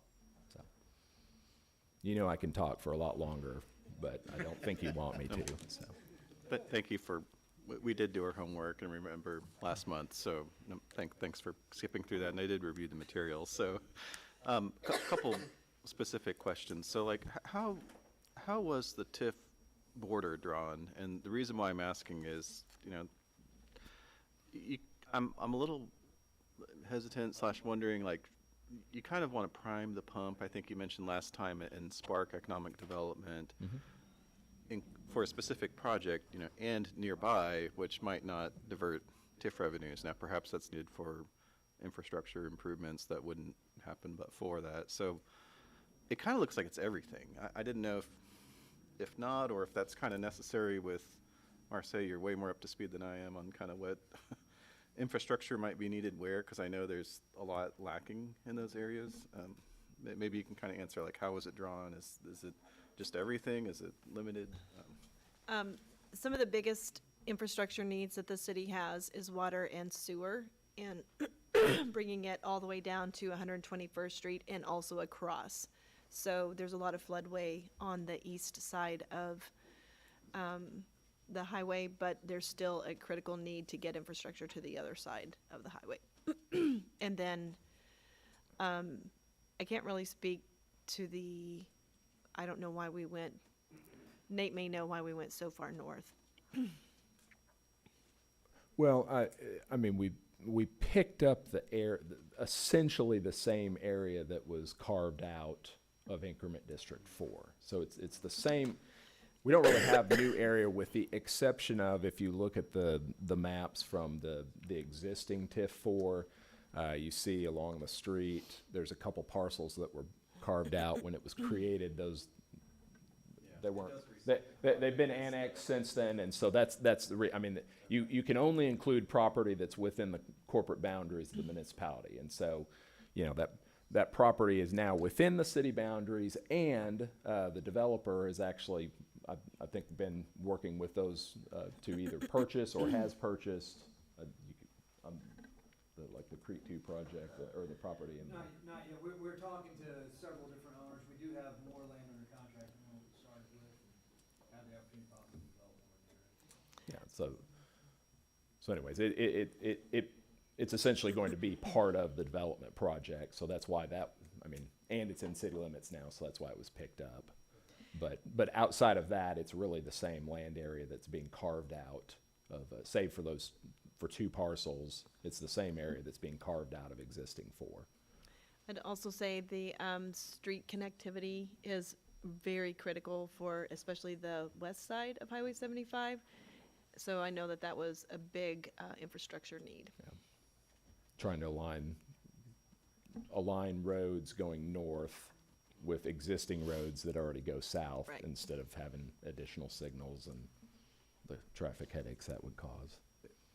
Thank you. And then kind of my other question was, you know, bonds will be issued to sort of pay for these, and then these incremental tax revenues will, you know, pay those bonds ideally. I guess just kind of the worst case scenario in me is, what if these projects fail? You know, in that case, wouldn't the city be on the hook for those bonds basically to pay for that infrastructure? Can you just kind of address that possibility, or would it, you know, happen in stages perhaps? Or I'm just trying to kind of think through that. Well, yeah, so what is anticipated with respect to the Coal Creek, which is the initial project that would move forward, is that the developer will undertake the projects that are done, and then a financing would be done following completion of those projects. And again, Chris Chalice can speak a lot better to the status of their project, but as I understand, they've essentially got letter of intent lined up with respect to pretty much every parcel that they have out there. So this is, yeah, this. Let me give it a shot, and then you tell me if I'm wrong. Good evening, Chris Chalice with Sooner Investment, Oklahoma City. Thank you all for having us this evening. Here on behalf of Sooner and our partners, Lockwood Development, Chip James, President, and his colleagues from Omaha. To answer the question that you guys were discussing, the way we are financing, obviously you saw that's a 3 square mile. It's a large project area that Nate, we are a piece of that, and we're honored to be the beginning of the economic engine that will help do that. But to shrink everything down, Nate was bringing us back to what the Coal Creek Village component of that is. We are required to go get private financing for this that will be funded by the tax revenues. This financing will not be secured by general obligation bonds, and it will not be backed by the full faith and credit of the city.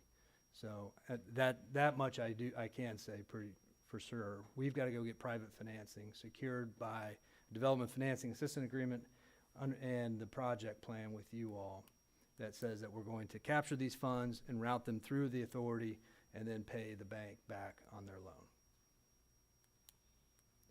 Okay, no, that's helpful, thank you. And this type, just kind of for the commission maybe, this project seems less risky than some sort of like wild speculative, huge theme park or, whatever. I mean, it's a little more retail oriented, as I understand it. Is that correct? We are. Yeah. Sooner Investment, I'm proud to say we are the developers of pretty much all the large shopping centers in the state of Oklahoma. The large one on 35 in Norman, is over 200-acre retail development, very successful partnership with OU and the city of Norman. That was ours. City of Midwest City near Tinker Air Force Base on I-40. That's a big 800,000 square foot shopping center. And then we were also the developers at Tulsa Hills, which I say now quietly, but we also did that one. So we have a very long, we're very proud of our track record of success of doing retail developments that generate these types of sales tax dollars. We've been very conservative, I would say, with our estimates on both the sales tax generation and the ad valorem creation, so that the revenue generation piece of this to pay for the loan is actually fairly conservatively estimated at this point. We've also spent hundreds of thousands of dollars in several years of due diligence work with engineers, surveyors, our site work contractors to come up with our cost estimates. Now that they're not fully done, things always change until you get to the bid contracts. But we have done a tremendous amount of homework. I think we've proven ourselves to staff that we have thoroughly vetted the project, and the numbers that are before you, we're proud to stand behind.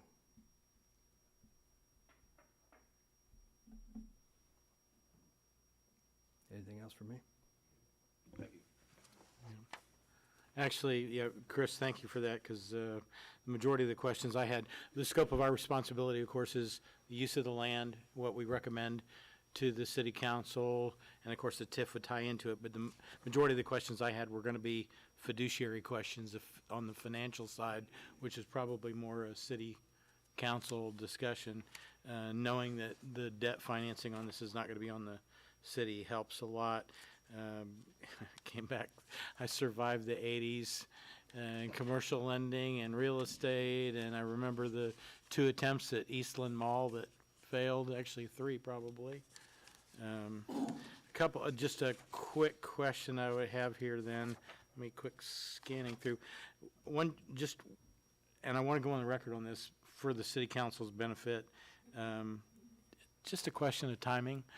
I like what I'm seeing, and the fact that we had a PUD that was on the agenda tonight that's actually, showing that there is going to be development coming in versus just a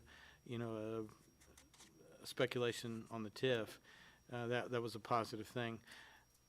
I just have some concern on the timing, just a general question, because of the economy. The numbers that I see, a finance background, just don't look all that great. I'm not trying to discourage you, but it's just a question. No, I don't want you to go home, but it's just kind of more of a question for city council. Concerns are founded. This is a tough economic climate. We just came out of the craziest thing in all of our careers. After we thought 2008 was bad, and then COVID was a whole nother thing. Then, of course, we're in a rising cost environment. We've got very significant challenges on our costs, and now interest rates are chasing after us too. So you're right to be concerned. Retailers' rents are increasing. We're spending a lot of time working with these anchor tenants to make sure that these deals will pencil, and they do. And this TIF will help ensure that happens as well. Timing for us, this is not a speculative development at this point. The project that we brought forward to you and the site plan that you've seen, the item that was on the agenda for the PUD, those anchor tenants are all tenants that we are actively negotiating deals with. They either have submitted proposals to us or we have submitted proposals to them.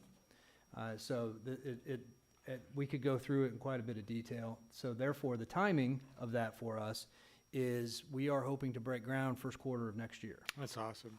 So, and we've got a lot of work to do between now and then, and there are always, something can come up, and there's always a hitch on the way to the dance, but we feel pretty good where we are now. It's first quarter of next year. Yeah, when I looked at the numbers on this, it looks like a total of $435 million between the projections on the costs in those areas. Also, just kind of another general comment on the record for City Council, and I know I expressed this maybe on one of our last discussions, just a question of bandwidth for the city, planning department, audit, engineering, and we're talking about $500 million that is going to be sitting on Chris's shoulders along with this and this and this. So I think the mayor, the city council needs to make sure that we've got margin to work with as far as staffing to manage it properly. A project is only going to be as good as its implementation. Last thing I'm just going to throw out here, since I know who you are now and what you guys have done, IKEA, big box. Halfway between Dallas and Kansas City. You're right off of the interstate. You get the turnpike. It's a great location. Hey, since you guys are recruiting. John, I actually live close to this, and I'm concerned about the traffic. Okay, sorry. Okay, I'll shut up now. Well, you have very little chance of winding up with an IKEA next to you, so I'll give you that. It's a college town. It is. We might get an IKEA in the state of Oklahoma. In fact, Sooner hopes to be involved with it if it happens, but it most likely would be in Oklahoma City metro, just population density-wise. Better locations too close to Dallas. We will let them know as soon as I have the chance to meet with them. I've actually had a team at ORU that's been emailing them. Oh, no kidding. Is that right? They get hit with a lot worse storms than we do in Tulsa.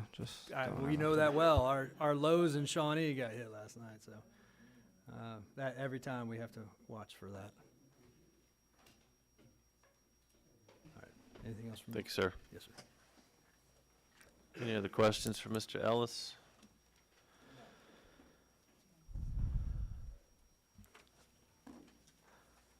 All right. Thank you, sir. I just need to note that I work for the school district and was involved with some of these conversations. It's not a conflict of interest, but I think it just should be noted to those in the room. Appreciate the presentation. I'm supportive of the concept. If I were master of the universe, I think I'd draw the TIF slightly smaller, but I'm not. Altogether, I'm supportive. So thank you. All right, next item on the agenda is consideration and appropriate action relating to a resolution recommending that the City of Jenks, Oklahoma, through its City Council amend increment District Number 4, City of Jenks, to modify the boundaries of said increment district. Mr. Ellis. And again, this resolution is the action that would then be forwarded to the City Council. I will admit, it was just pointed out to me shortly ago that the now therefore be it resolved clause on both of them reads with an incorrect name. So if you would kindly modify that Scrivener's error to be the Planning Commission of the City of Jenks, since that's the governing body that you are, that would be appropriate anyways. But that change could be made on both of the resolutions, but otherwise form as approved or form as put forward to you. what we'd recommend you approve.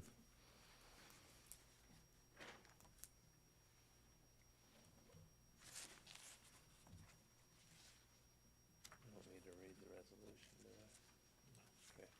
I? Okay. Good. I'm not gonna look at it then.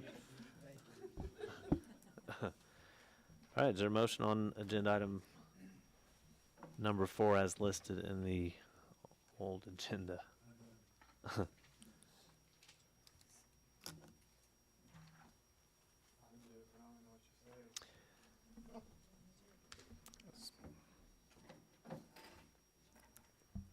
Can make a motion to approve the resolution as presented. Yeah. With the I make a with motion- the correction of the Scrivener's error.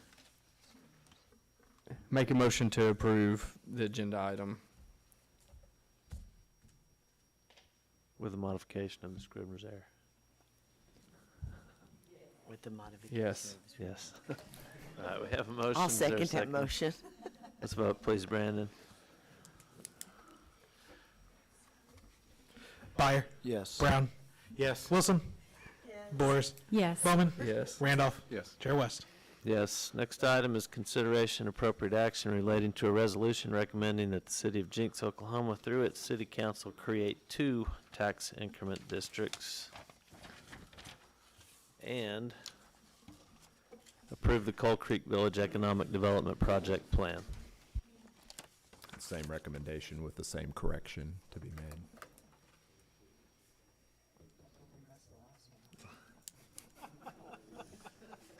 Sorry, I didn't mean to look right at you. Like, second chance. So moved with Scrivener's errors corrected. Second. We have a motion and a second. Brandon, let's vote on this item, please. Byer. Yes. Brown. Yes. Wilson. Yes. Boers. Yes. Bowman. Yes. Randolph. Yes. Chair West. Yes. Thank you. Thank you, Mr. Ellis. Thanks to your whole crew here that came tonight. Thank you. Jay-Z, all right. Next item is Jay-Z 23 PUD 130.MA1. Request by Bell Land Use LLC for approval of a major amendment to the PUD to allow for a medical use with therapy animals, general location 9330 South Elwood.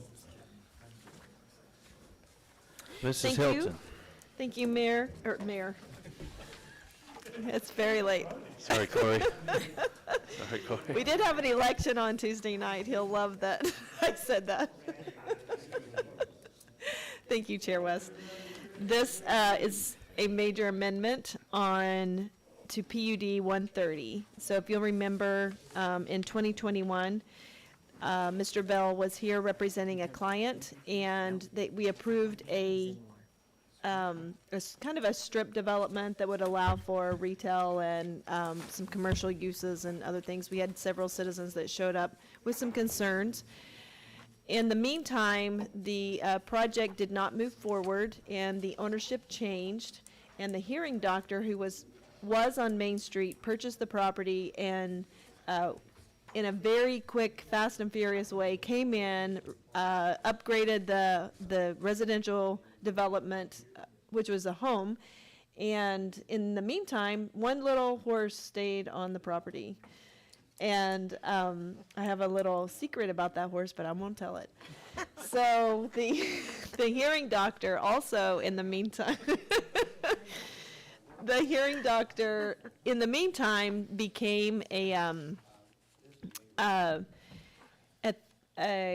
wellness therapist using horses and other animals. And so the request before you tonight is it appropriate to allow for this therapy use to continue, and would it be okay if they brought some additional animals on?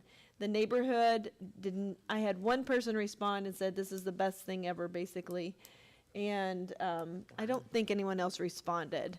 So at this time, it's pretty straightforward, and we're happy to allow for the therapy animals and the wellness services, and we think it's a really great opportunity for the citizens of Jenks to have something so close to home where they can actually get therapy and be outside and enjoy the affection of animals. That is it. Any questions? Yeah, I think since it's 10 o'clock, we should table it till next month. Come on, Robert. Is that a motion? I only had one question, which Okay. was the prior structures that were on the property, are they still in existence? Are they been leveled, or are they going to be upgraded to the new standards? Are you, Some of the stalls on here. Oh, I stalls. I know we're looking at the code. Is everything going to be code compliant now? we do not have stall code, But they unless did, you're talking about animals in the Yeah, animal section? Oh, yeah. Yeah, the animal Yes. section, yeah. They would have, and I did say that I submitted that they do have to comply with anything in the other parts of the city Yeah, I code. just didn't know if there was going to be some changing out on those, whether any of the old structures had been removed, so. I do not believe any structures have been removed. they've been improved.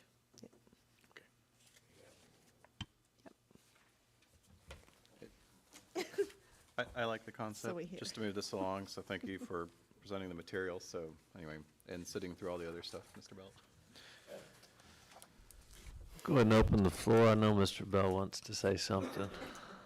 Not much. I thought this was a ingenious idea to keep the horse, and it turned out that Brandy Val, who's the hearing doctor, is adamant about this and is a certified, went and got certified in this process. This is for kids, really. And I went online and looked it up, and it's all over the country in certain places, and it's a big deal. So I think it's a neat idea. I think they're planning on having a horse, maybe a goat or something, chickens and rabbits, and I don't know how it all interacts, but it's something that she's really putting out there and putting forward.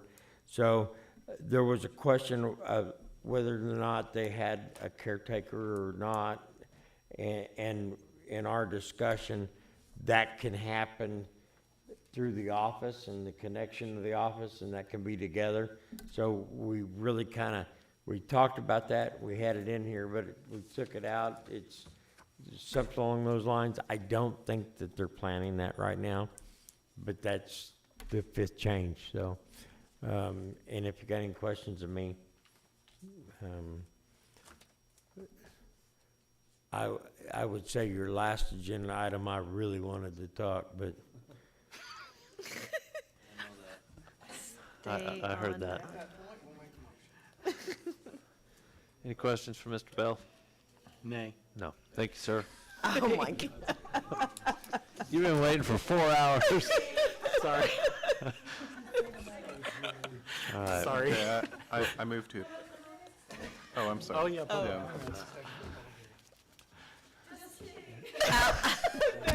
Thank you. Floor's David, I think you're about to make a Okay, motion. since there's no public comment, I'll move to approve PUD 130, major amendment number 1, as presented. Second. Let's vote, please. Byer. Yes. Brown. Yes. Wilson. A big yes. Boris. Bowman. Yes. Randolph. Yes. Chair West. Yes, and I believe our last agenda item, there's been asked to continue. There's one more. There is one more. This is number 10. It's 7. Yeah. JZ 23 PUD 144, they've asked for a continuance to the May 18th, 2023 hearing, and I will make a motion that we continue JZ 23 PUD 141 to May 18th, 2023. Second. Let's vote, please.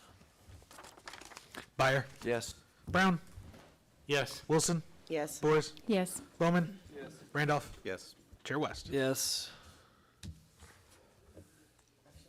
This meeting is adjourned. 10:05.